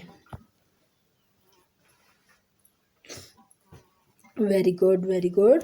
तो कौन से हमारे 2 एलिमेंट?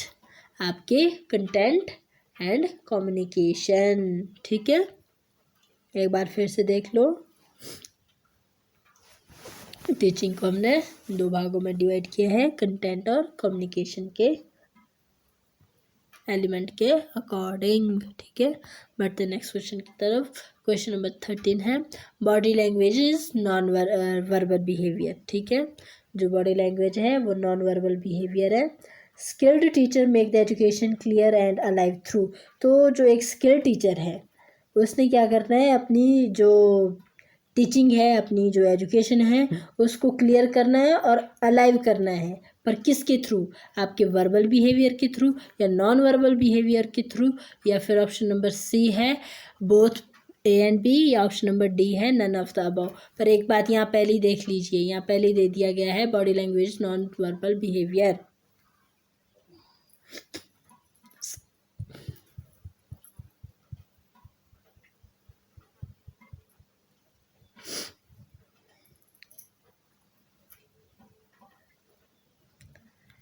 तो एक स्किल्ड टीचर क्या करेगा, एजुकेशन को क्लियर बनाने के लिए और लाइव बनाने के लिए क्या करेगा, नॉन वर्बल करेगा। नॉन वर्बल बिहेवियर के द्वारा वो क्या करेगा, अपनी क्लास को क्लियर करेगा, अपनी एजुकेशन को क्लियर करेगा और लाइव बनाएगा। ठीक है, अपने जेस्चर पोस्चर के माध्यम से। तो क्वेश्चन नंबर 14 है feedback device are use for developing teaching skill and consider under. तो आपको बताना है इसमें कि जो फीडबैक डिवाइस है उसका हम किस चीज़ को डेवलप करने के लिए यूज़ करते हैं आपकी टीचिंग स्किल के अंदर। बिहेवियर टेक्नोलॉजी, इंस्ट्रक्शनल टेक्नोलॉजी, या टीचिंग टेक्नोलॉजी, या फिर एजुकेशनल टेक्नोलॉजी।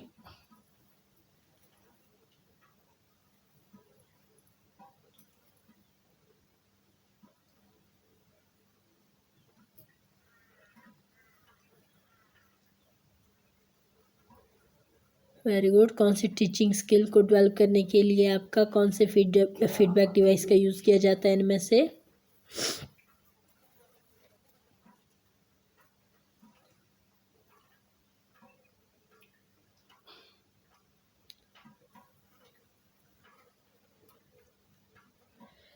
वेरी गुड, आपके बिहेवियर टेक्नोलॉजी का यूज़ किया जाता है। ठीक है, तो feedback device are use for developing teaching skill consider under, जिसको कंसीडर किया जाता है आपके बिहेवियर टेक्नोलॉजी के अंदर। ठीक है, ये क्या बता रहा है, जो फीडबैक डिवाइस है उसका यूज़ करते हो आप स्किल को डेवलप करने के लिए, और इसको कंसीडर किया जाता है बिहेवियर टेक्नोलॉजी के अंदर। तो बढ़ते हैं क्वेश्चन नंबर 15 की तरफ। Instruction means communication of information. जो आपकी इंस्ट्रक्शन है उसका मतलब है कि कम्युनिकेशन ऑफ इंफॉर्मेशन, आपको इंफॉर्मेशन का संचार करना है। This can be done by, और इसको हम किस तरह से डन करते हैं? ऑप्शन नंबर ए है other person, other method like press and TV, और ऑप्शन नंबर सी है टीचर, या ऑप्शन नंबर डी है any of the above.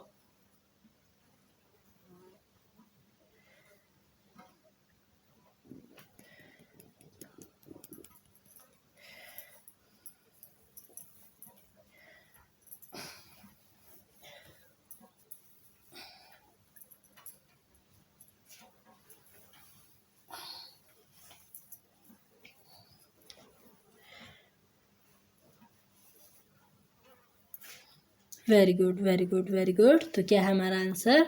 All of the above. या यहाँ पे क्या लिखा है? Any one of the above. अगर इस तरह का लिखा हो, और पीछे भी था एक जगह लिखा हुआ, वहाँ पे मैं बताना ही भूल गई, जिसमें था ऑप्शन नंबर ए ओनली। अगर उस तरह का भी दिया हो और आंसर भी आपका सेम हो, वैसे होता नहीं है उस तरह से लिखा हुआ, बट अगर हो तो जो क्लियर आंसर लिखा गया है उस चीज़ को ही टिक किया जाता है, ठीक है। तो यहाँ पर ये है any one of the above. अगर इस तरह का भी आपके पास आंसर दिया हुआ है तो वैसे सिलेक्ट करने का इसका कोई मतलब नहीं बनता है, क्योंकि इसका बोलने का मतलब होता है कि इनमें से उपयुक्त में से एक। तो इस तरह का आंसर नहीं देना चाहिए, वैसे ये क्वेश्चन बनाने वालों की गलती होती है। बाकी इसका आंसर क्या है हमारा? ऑल ऑफ द अबव है, तो आप ऑल में ही आंसर करें तो ज़्यादा सही रहेगा। बट अब सर्कल लगाना है तो सर्कल तो एक ही पे लगेगा, तो फिर जहाँ पे ऐसा ही ऑप्शन दिया हो तो फिर वहीं लगा दीजिएगा। तो क्वेश्चन नंबर 16 है, teaching technology is very important area of educational technology. It consist of. जो आपकी टीचिंग टेक्नोलॉजी है वो आपकी एजुकेशन टेक्नोलॉजी का बड़ा इंपॉर्टेंट एरिया है। तो आपको बताना है कि इसको हम किस में कंसिस्ट करते हैं, बेसिक कंसेप्ट में, या फिर ट्रेनिंग मेथड्स में, टीचिंग एड्स में, या फिर ऑल ऑफ द अबव में।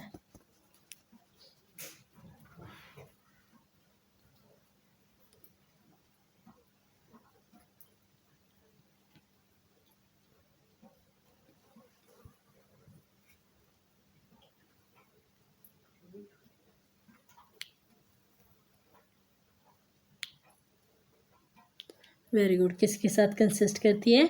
इन सभी के साथ। हमारा आंसर क्या है? All of the above. Basic concept के साथ भी कंसिस्ट करती है, हमारी टीचिंग मेथड के साथ भी कंसिस्ट करती है, और टीचिंग एड्स के साथ भी कंसिस्ट करती है।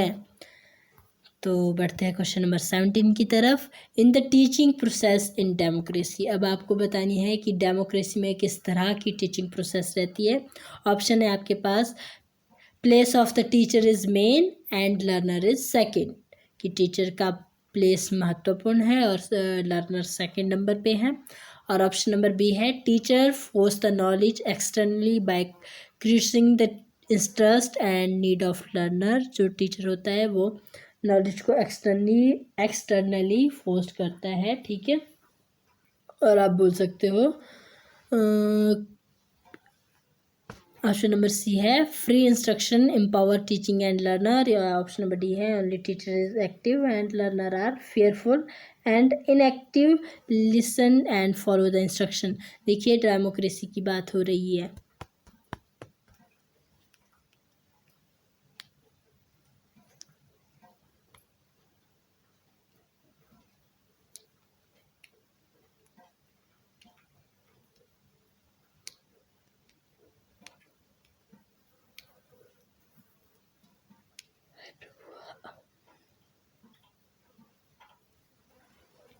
Very good very good.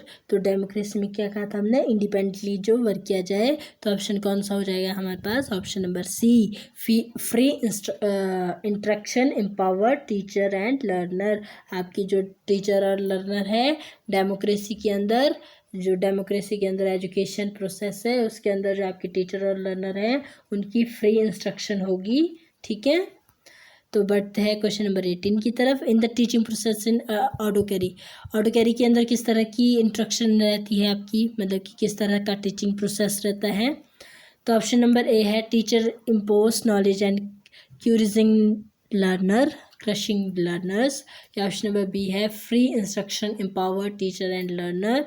या ऑप्शन नंबर सी है, will of the public appreciated by preferring public will. या ऑप्शन नंबर डी है, learner is main and teacher is second. Autocracy मतलब निरंकुशता।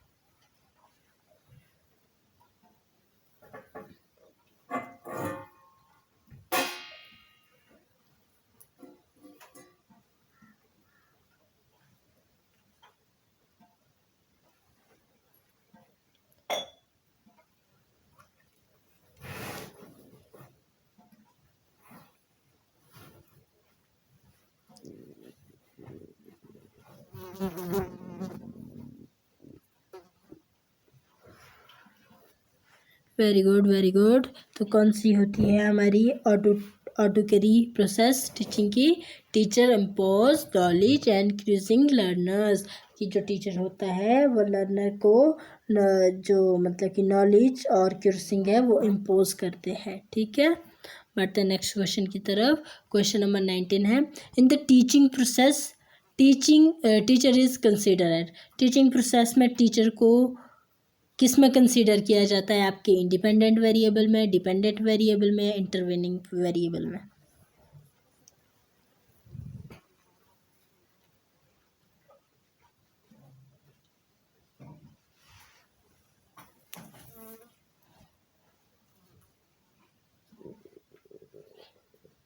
वेरी गुड, सभी को पता है इंडिपेंडेंट वेरिएबल। और यहाँ पे देखिए सेकंड 20 क्वेश्चन पूछा है आपसे, इन the teaching process learner is consider है। अब आपको बताना है कि लर्नर को किस में कंसिडर करते हैं हम, इंडिपेंडेंट, डिपेंडेंट, इंटरवेनिंग या फिर नन।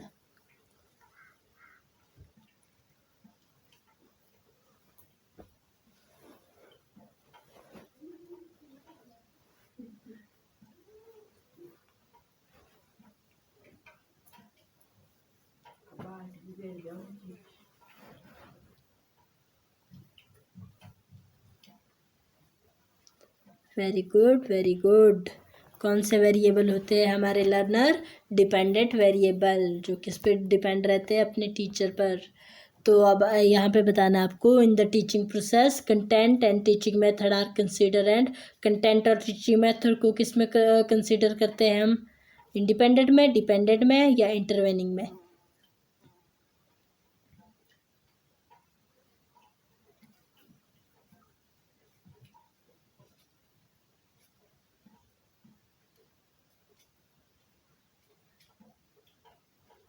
वेरी गुड, कौन से वेरिएबल में? इंटरवेनिंग वेरिएबल में। Very good. तो क्वेश्चन नंबर 22 है, reinforcement in teaching means. Reinforcement का क्या मतलब है आपके टीचिंग में? ऑप्शन नंबर ए है developing view and innovationness. Option number B है making learning process effective by interaction. Option number C है slow down the process of forgetting by this, या ऑप्शन नंबर डी है correcting incorrect teaching.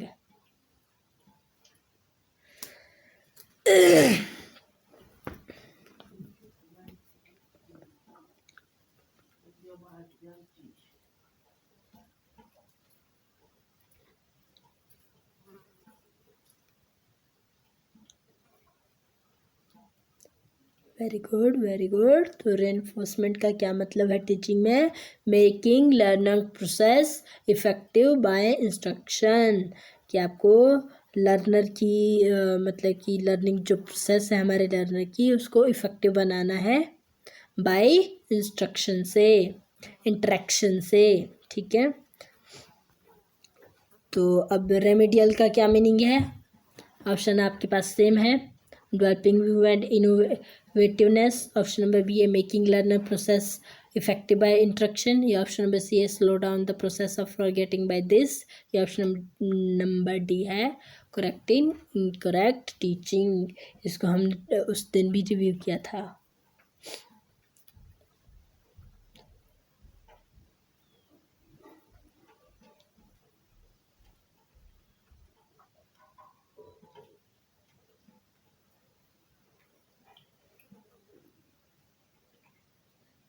Very good.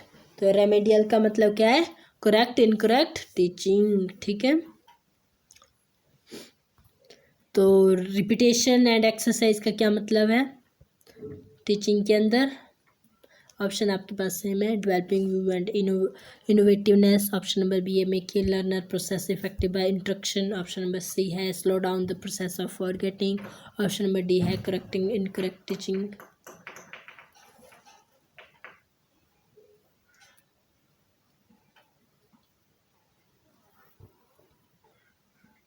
Very good. Slow down the process of forgetting, जब हम repetition करेंगे, बार बार exercise करेंगे, तो हम जो फॉरगेटिंग की हमारी आदत है, प्रोसेस है, वो थोड़ा स्लो हो जाएगा। ठीक है, तो क्वेश्चन नंबर 25 है creativity and self impression in teaching learner. Creativity और सेल्फ इम्प्रेशन क्या है आपकी टीचिंग के अंदर। ऑप्शन नंबर ए है developing view and innovativeness. Option number B है making learning process effective by instruction. Option number C है slow down the process of forgetting. Option number D है correcting incorrect teaching.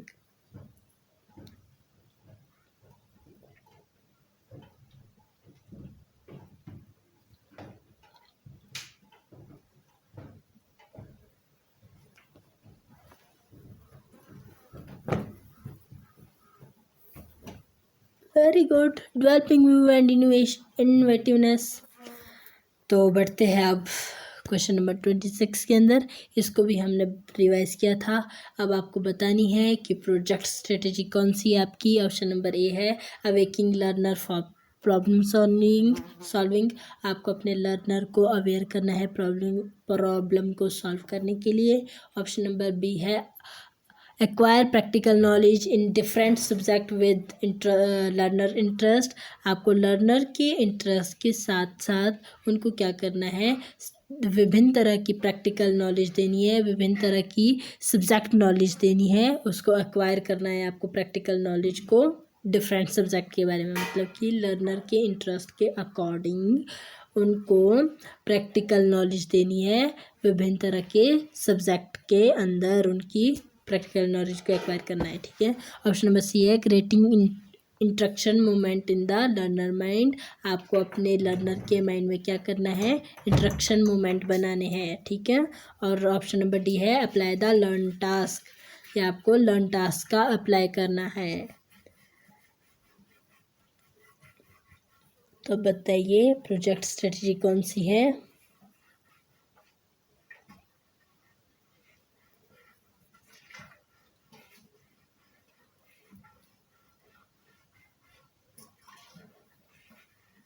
Very good, option number B acquiring practical knowledge in different subject with learner interest. आपको किस चीज़ को acquire करना है, practical knowledge को acquire करना है विभिन्न तरह के सब्जेक्ट के हिसाब से। किसके लिए एक्वायर करना है, किस में एक्वायर करना है और क्या एक्वायर करना है, लर्नर्स इंटरेस्ट। मैंने इसको बड़ा ही गलत बोल दिया है, मतलब कि लर्नर के इंटरेस्ट के अकॉर्डिंग आपको विभिन्न तरह के सब्जेक्ट की कौन सी नॉलेज देनी है, उनको प्रैक्टिकल नॉलेज देनी है। ठीक है, उनकी प्रैक्टिकल नॉलेज को बढ़ाना है। तो क्वेश्चन नंबर 27 है ब्रेन स्टॉर्मिंग स्ट्रेटेजी इज। अब आपको बताना है कि ब्रेन स्टॉर्मिंग स्ट्रेटेजी कौन सी है। Awaking learner for problem solving, expressing view naturally through varied rules. Option number C है creating instruction moment in the learner mind. Option number D है think over main point of teaching.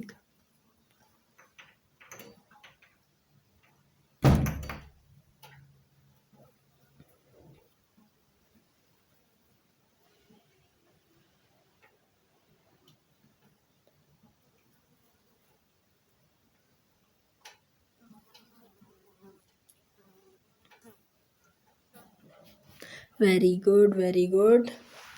कौन सी हमारी brainstorming strategy, creating interaction moment in the learner mind. ठीक है, बढ़ते हैं next question की तरफ। अब आपको बतानी है हिरिज्म स्ट्रेटेजी कौन सी है। हिरिज्म का मतलब क्या बताया था मैंने, उत्तराधिकारी। तो उसके अकॉर्डिंग देखिए ऑप्शन में से कौन सी लग रही है आपको उत्तराधिकारी की स्ट्रेटेजी। ऑप्शन नंबर ए है awaking learner for problem solving. Option number B है acquire practical knowledge in different subject with learner interest. और ऑप्शन नंबर सी है creating instruction moment in the learner mind. और option number D है teacher create problem, learner search out, think, observe and conclude. कि जो आपका teacher है वो problem को क्रिएट करता है, लर्नर क्या करता है, सर्च करता है किस चीज़ को, प्रॉब्लम के सॉल्यूशन को किस तरह से, थिंक करके, ऑब्जर्वेशन करके और कंक्लूजन निकाल के।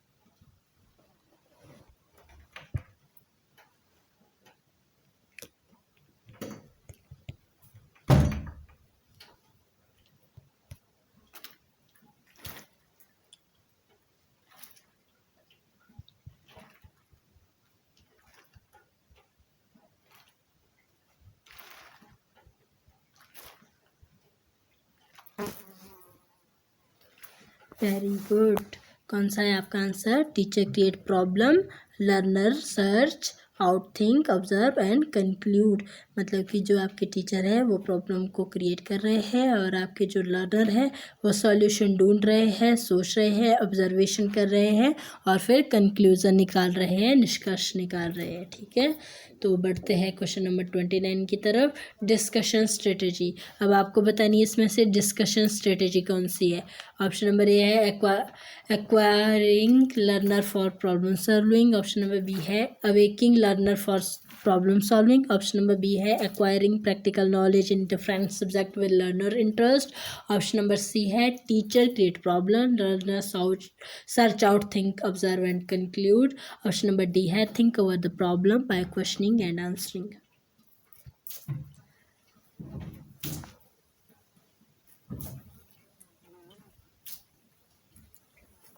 कौन सी स्ट्रेटेजी के अंदर हम डिस्कशन कर सकते हैं? Very good. तो हमारा आंसर क्या है डिस्कशन स्ट्रेटेजी का? Thinking over the problem by questioning and answering. कि हम प्रॉब्लम के बारे में सोचें, ठीक है, किस तरह से? क्वेश्चनिंग और आंसरिंग को करके, मतलब कि क्वेश्चन और आंसर के द्वारा हम प्रॉब्लम के बारे में सोचें। ठीक है, तो बढ़ते हैं नेक्स्ट क्वेश्चन की तरफ। क्वेश्चन नंबर 30 है सेंसिटिविटी ट्रेनिंग स्ट्रेटेजी कौन सी है?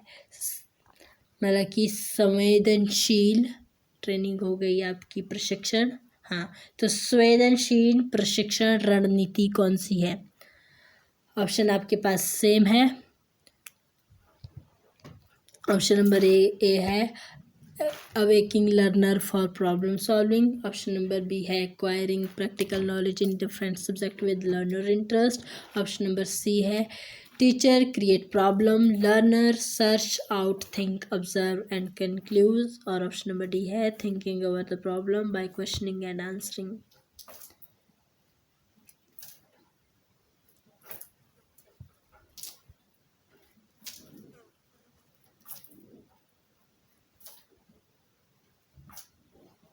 Very good.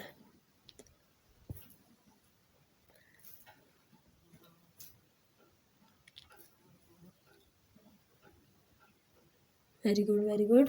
क्या है हमारा answer? Option number A awaking learner for problem solving. जो हमारे लर्नर हैं उनको प्रॉब्लम सॉल्विंग के लिए क्या करना है? जागृत करना है, अवेकिंग करना है। ठीक है, तो सेल्फ स्टडी स्ट्रेटेजी कौन सी है? Doing the task independently by preparing the outline of the study. या ऑप्शन नंबर बी है रिपीटेशन। ऑप्शन नंबर सी है अप्लाई द लर्न टास्क। या ऑप्शन नंबर डी है task is to be done at home.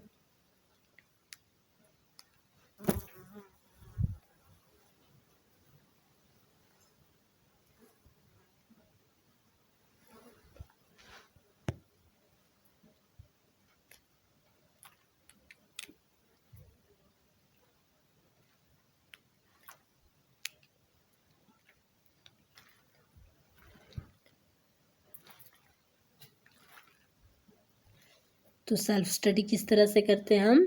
Doing the task independently by preparing the outline of the study. मतलब कि हम क्या करते हैं? इंडिपेंडेंटली क्या करते हैं? प्रिपेयर करते हैं अपने स्टडी की आउटलाइन को और उस टास्क को करते हैं, कंप्लीट करते हैं। ठीक है, तो ये कौन सी होगी हमारी? सेल्फ स्टडी स्ट्रेटेजी हो गई। ठीक है, बढ़ते हैं नेक्स्ट क्वेश्चन की तरफ। क्वेश्चन नंबर 32 है ड्रिल वर्क स्ट्रेटेजी कौन सी है? ऑप्शन नंबर ए है acquiring practical knowledge in different subject with learner interest. या सेल्फ स्टडी, रिपीटेशन, या apply the learn task.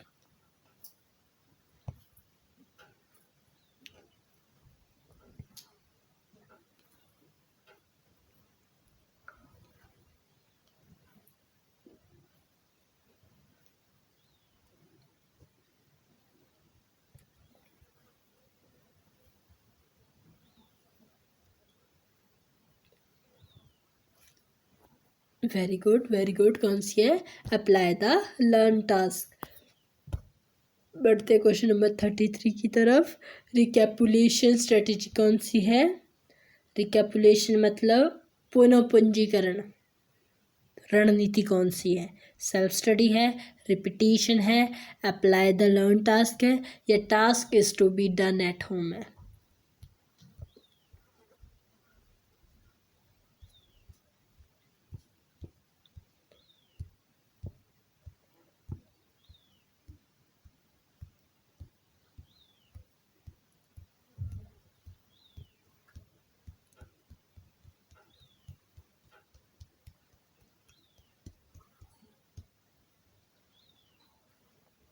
Very good, कौन सी है? ओह, ये गलत है आपका। नहीं नहीं, सही है। रिकैपुलेशन स्ट्रेटेजी है आपकी रिपीटेशन। Very good. तो क्वेश्चन नंबर 34 है, रिव्यू स्ट्रेटेजी कौन सी है आपकी? रिपीटेशन, या अप्लाई द लर्न टास्क, या think over main point of teaching, या फिर task is to be done at home?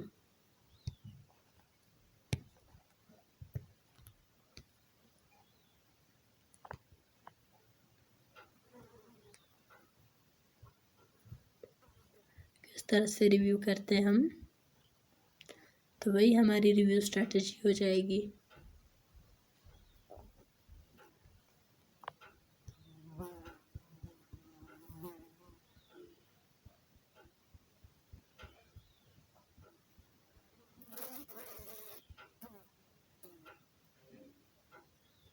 Very good, कौन सी है?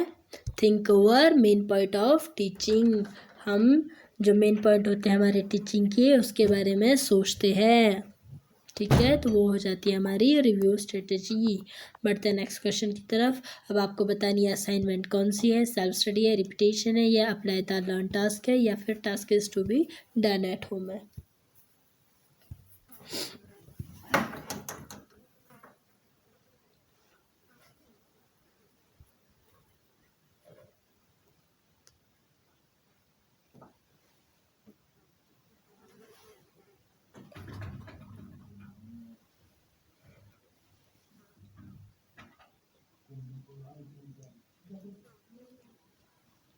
Very good, very good. तो असाइनमेंट क्या है? Task is to be done at home, या फिर हम असाइनमेंट को क्या बोलते हैं? असाइनमेंट हमारे को एज ए होमवर्क दी जाती है ना, तो सेम वही हमारा आंसर है, task is to be done at home. अब आपको बताना है क्वेश्चन नंबर 36 में ब्लूम मास्टरी लर्निंग स्ट्रेटेजी। अब आपको ब्लूम मास्टरिंग लर्निंग स्ट्रेटेजी बतानी है, इसमें से कौन सी है? अप्लाई द लर्न टास्क, या teacher create problem, learner search out, think observe and conclude, या ऑप्शन नंबर सी है focus the weakness of the learner and tries to eliminate them, या ऑप्शन नंबर डी है think over the problem by the questioning and answering.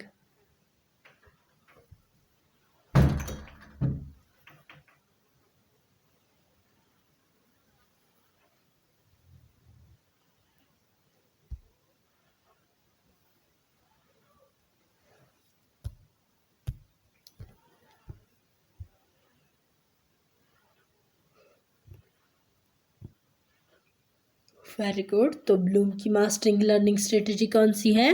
Focus on the weakness of the learner and try to eliminate them, कि हमारे को learner के weakness पर focus करना है और उसको एलिमिनेट करने की कोशिश करनी है, उसको जिनकी कमियां हैं उनको हटाने की कोशिश करनी है। ठीक है, तो बढ़ते हैं नेक्स्ट क्वेश्चन की तरफ। क्वेश्चन नंबर 37 है, डिस्कवरी स्ट्रेटेजी कौन सी है आपकी?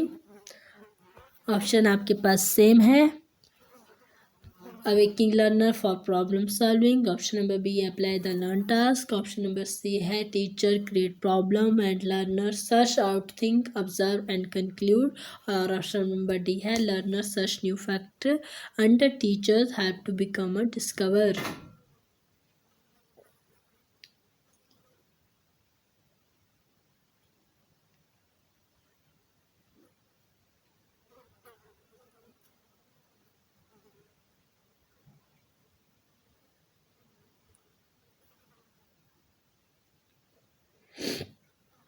Very good, option number D learner search new factor under teacher have to become a discover. जो आपके लर्नर होते हैं वो डिस्कवर बनने के लिए क्या करते हैं? नए नए फैक्टर को ढूंढते हैं, सर्च करते हैं किसकी हेल्प से? आपके टीचर की हेल्प से। आप बोल सकते हो लर्नर एक डिस्कवर बनने के लिए टीचर की हेल्प से न्यू फैक्टर को सर्च करता है। तो अब बतानी है आपको रोल प्लेइंग स्ट्रेटेजी कौन सी है। ऑप्शन आपके पास है acquiring practical knowledge in different subject with learner interest. Option number B है express view naturally through varied rules. Option number C है creating interaction moment in the learner mind. Option number D है task is to be done at home. Prabhu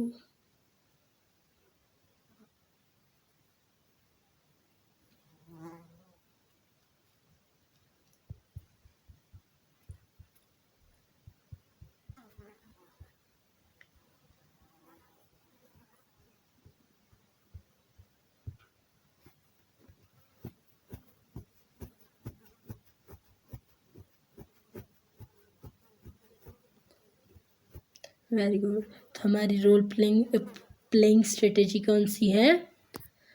expressing view naturally through varied rules. इसकी हिंदी क्या बोलेंगे हम कि भाई जो naturally varied rule मतलब कि जो हमने अपने व्यूज़ को एक्सप्रेस करना है, ठीक है, उसको हम किसके अकॉर्डिंग करेंगे?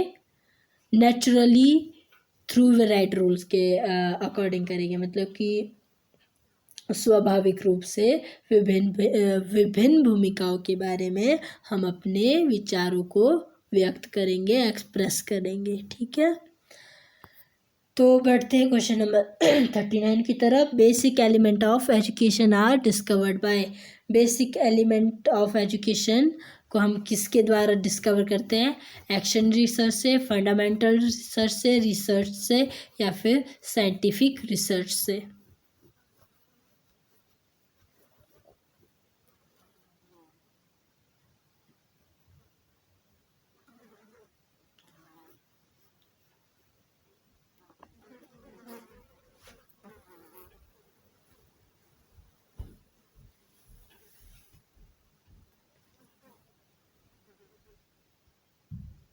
Very good very good very good.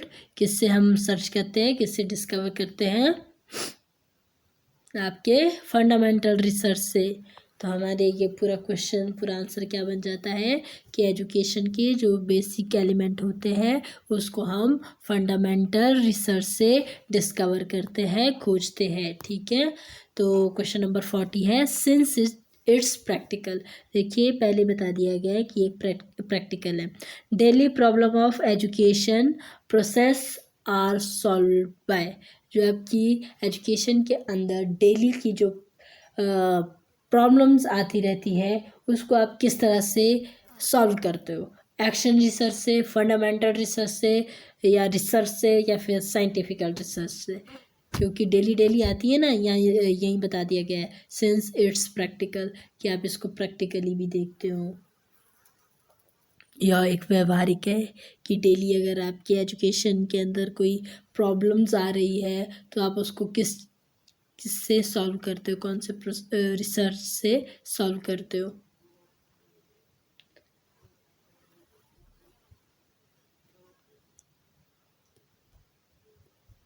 Solve करते हो यार, रिसर्च नहीं। कौन से प्रोसेस से सॉल्व करते हो?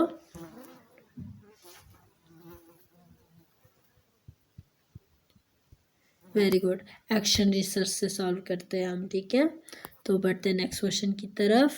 क्वेश्चन नंबर 41 है action research is a new concept in education and developed from the fundamental research, action research या फिर साइंटिफिक रिसर्च।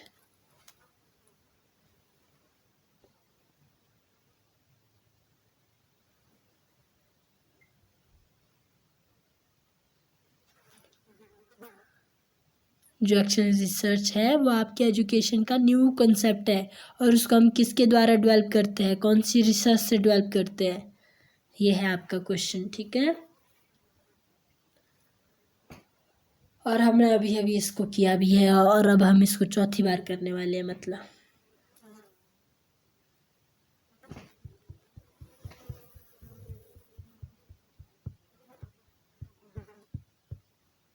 Very good. किससे करते हैं? फंडामेंटल रिसर्च से करते हैं। बढ़ते हैं नेक्स्ट क्वेश्चन की तरफ। क्वेश्चन नंबर 42 है एक्शन रिसर्च इन एजुकेशन। अब आपको बताना है एक्शन रिसर्च क्या है आपके एजुकेशन के अंदर। Improve school working by finding practical solution to educational problem, या फिर एड नॉलेज ऑफ एडमिनिस्ट्रेटर, या फिर ऑप्शन नंबर सी है डेवलप करिकुलम एंड टीचर्स, या ऑप्शन नंबर डी है all of the above.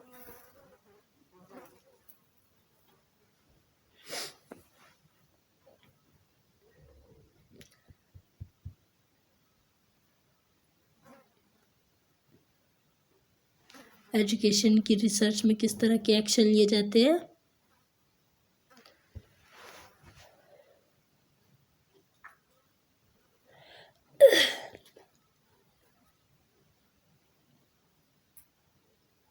Very good. ये सभी एक्शन लिए जाते हैं, ठीक है। कौन कौन से? Improve school working by finding practical solution to educational problem. जो हमारी एजुकेशनल प्रॉब्लम होती है उनको सॉल्व करने के लिए, हम स्कूल की प्रॉब्लम को सॉल्व करने के लिए हम क्या करते हैं? कौन से? प्रैक्टिकल सॉल्यूशन ढूंढते हैं, ठीक है। और साथ ही साथ में क्या करते हैं, जो हमारे एडमिनिस्ट्रेटर होते हैं उनकी नॉलेज को भी ऐड करते हैं प्रॉब्लम को सॉल्व करने के लिए, उनसे भी डिसीजन लेते हैं, उनसे भी डिस्कस करते हैं, ठीक है। साथ ही साथ में हम क्या करते हैं? अपने करिकुलम को भी डेवलप करते हैं। कौन? आपके टीचर, ठीक है। तो हमारा आंसर है ऑल ऑफ द अबव। बढ़ते हैं नेक्स्ट क्वेश्चन की तरफ। क्वेश्चन नंबर 43 है strategy determine the approach teacher में take to achieve learner objective. अब आपको बताना है, देखिए जो इसका मीनिंग है उस दिन मैंने बहुत ज़्यादा उलझा दिया था, तो मैं थोड़ा सा अभी क्लियर करके बोलती हूँ, बल्कि हिंदी में ही बोल देती हूँ, ठीक है। जो स्ट्रेटेजी होती है वो आपको किस चीज़ को डिटरमाइन करने के लिए अप्रोच करती है? आपके जो लर्निंग ऑब्जेक्ट होती है उनको अचीव करने के लिए, उनको प्राप्त करने के लिए अप्रोच करती है, ठीक है। तो जो एक टीचर है इसके अंदर वो कौन सी टेक्नोलॉजी स्ट्रेटजी को यूज़ कर रहा है इसके अंदर? देखिए डायरेक्ट इंस्ट्रक्शन स्ट्रेटजी इंक्लूड। जो एक टीचर है वो डायरेक्ट इंस्ट्रक्शन स्ट्रेटजी को इंक्लूड कर रहा है। तो आपको ऑप्शन से बतानी है कि इनमें से कौन सी डायरेक्ट इंस्ट्रक्शनल स्ट्रेटजी है। ऑप्शन नंबर ए है lecture, deducted question, explicating teaching, practical and drill and demos, या ऑप्शन नंबर बी है inquiry, induction, problem solving, decision making and discover, या ऑप्शन नंबर सी है class discussion, small group discussion, project student doing assignment in group, या फिर option number D है none.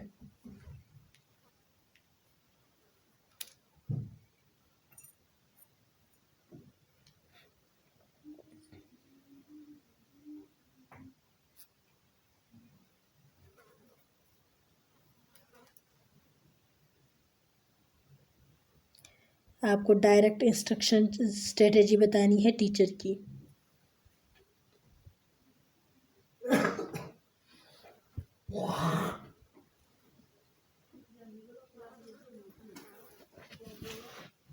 Very good, very good. कौन सी है आपकी? Direct, lecture, deducted question, explicating teaching and practical and drill and demos के through आपका जो टीचर होता है वो डायरेक्टली क्या करता है? इंस्ट्रक्शन करता है, ठीक है।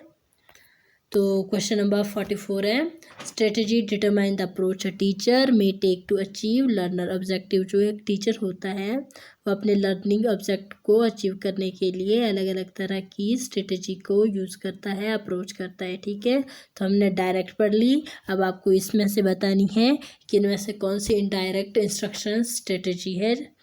ऑप्शन नंबर ए है lecture, didactic questions, explicit teaching, practical and drill and demo, और ऑप्शन बी है inquiry, induction, problem solving, decision making and discovery, और ऑप्शन नंबर सी है class discussion, small group discussion, project, student doing assignment in group, और option number D है आपका none. Direct instructional strategy कौन सी है?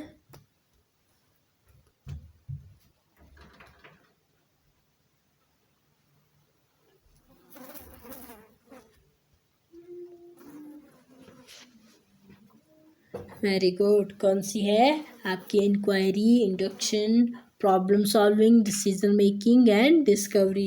इन सब को एक इंस्ट्रक्टर किस तरह से करता है? इनडायरेक्टली तरीके से करता है। तो ये कौन सी है? इनडायरेक्ट इंस्ट्रक्शनल स्ट्रेटेजी है। तो बढ़ते हैं क्वेश्चन नंबर 45 की तरफ।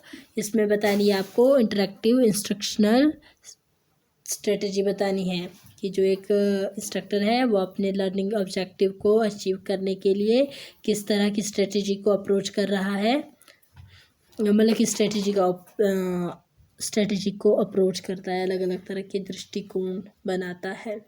ठीक है, तो यहाँ पे बताने आपको इंटरेक्टिव इंस्ट्रक्शन कौन से है, इंस्ट्रक्शन स्ट्रेटेजी कौन सी है। ऑप्शन आपके पास सेम है।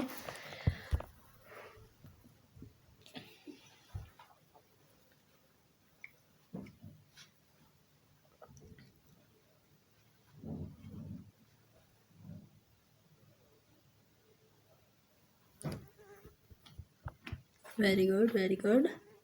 तो कौन सी हमारी इंटरेक्टिव इंस्ट्रक्शन स्ट्रेटेजी कौन सी है?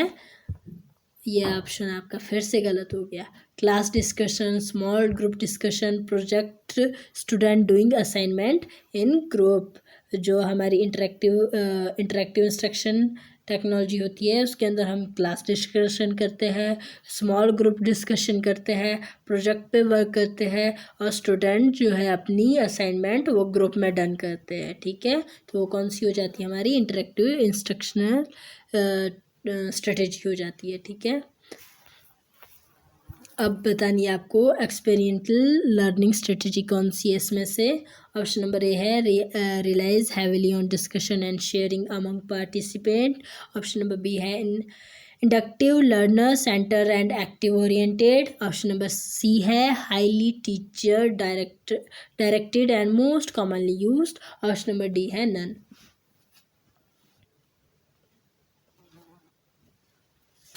चलो मैं आपको अभी यहाँ पे इनकी हिंदी भी बता देती हूँ। जो आपका ऑप्शन नंबर ए है वो बता रहा है really heavily on discussion and sharing among participant.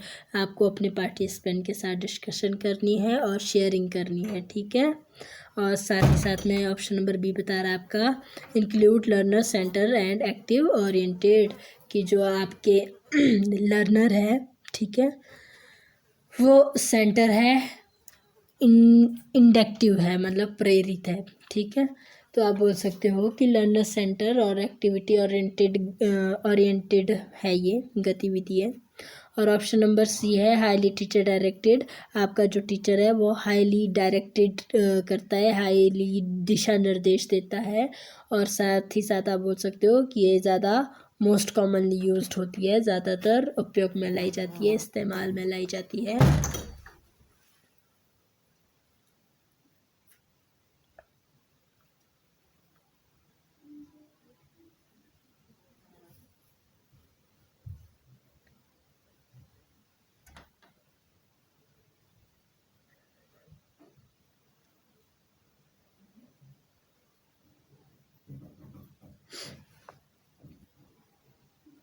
Very good. तो आपका 46 कौन सा है? Interactive learner centre and activity oriented है। ठीक है, तो बढ़ते हैं नेक्स्ट क्वेश्चन की तरफ। अब इसमें आपको डायरेक्ट इंस्ट्रक्शन स्ट्रेटेजी सेलेक्ट करके बतानी है। ऑप्शन आपके पास सेम है।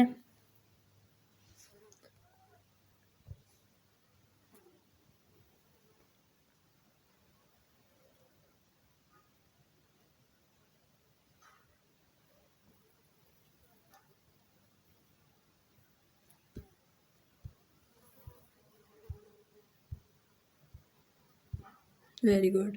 डायरेक्टली इंस्ट्रक्शन स्ट्रेटेजी कैसी है कि आपका जो टीचर है वो आपको हाईली डायरेक्टेड करता है, जो ज़्यादातर यूज़ में लाई जाती है, कॉमनली यूज़ की जाती है। ठीक है, तो बढ़ते हैं क्वेश्चन नंबर 48 की तरफ। इसमें बतानी है आपको इंटरेक्टिव इंस्ट्रक्शनल स्ट्रेटेजी कौन सी है।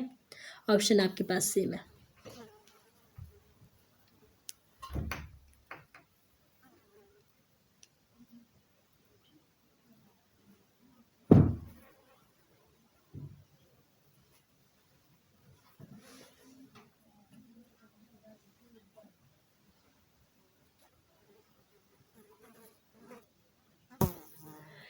Very good, very good. Option number A, rely heavily on discussion and sharing among participant. जो हमारे पार्टिसिपेंट होते हैं वो डिस्कशन करते हैं, शेयरिंग करते हैं और ये इसी बात पर ज़्यादा डिपेंड करती है, रियली हैविंग, ठीक है। तो पढ़ते क्वेश्चन नंबर 49 की तरफ। ये है हमारा आज का 99 क्वेश्चन, सेकंड लास्ट क्वेश्चन है। क्वेश्चन नंबर 49 है, teachers analyse the content, determine and definite the learning object and finally write those objective in clear term. This step comes under dash step of teaching. कौन से step of teaching के अंदर आएगा? जब एक teacher किसी content को analyse कर रहा है, किसी चीज़ को डिटरमाइन कर रहा है और डिफाइन कर रहा है अपने लर्निंग ऑब्जेक्ट को, और अपने लास्ट में वो क्या कर रहा है, अपने जो ऑब्जेक्टिव है उनको क्लियर टर्म में लिख रहा है, तो वो कौन से स्टेप ऑफ टीचिंग के अंडर आ जाएगा?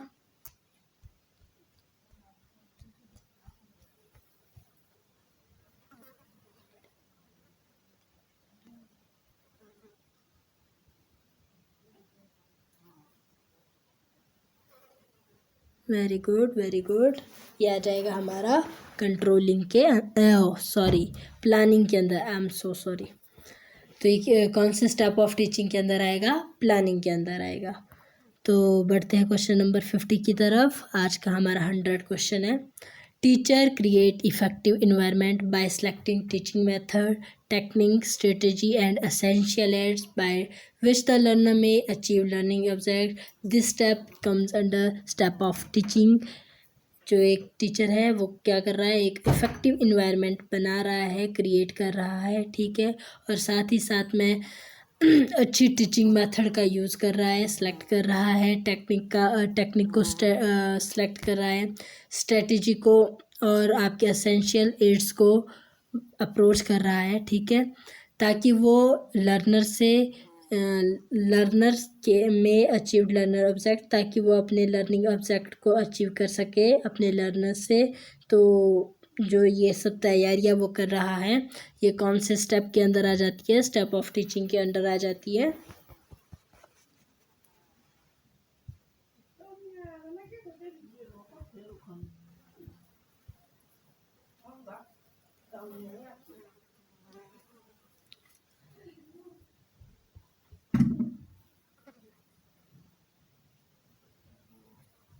Very good, very good. ये आ जाती है हमारी ऑर्गेनाइजिंग के अंदर।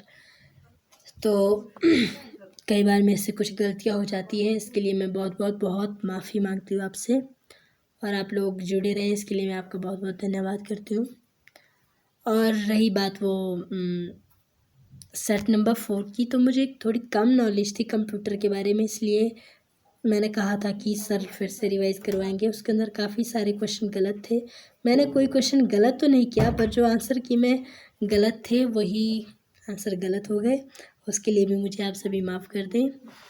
तो इसके साथ आज का हमारा सेशन कंप्लीट हो जाता है, और कल हम 4th और 7th सेट को डिस्कस करेंगे, रिव्यू करेंगे, और जल्दी जल्दी रिव्यू करेंगे। अब आपको बताना है कि अगर आपको डिटेल में करना है तो थोड़ा ज़्यादा टाइम लगेगा, बाकी अगर नॉर्मली आज की तरह करना है तो थोड़ा कम टाइम लगेगा।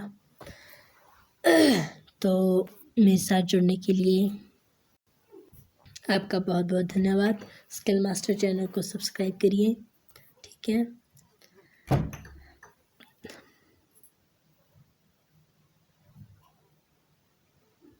Bye bye all, take care all.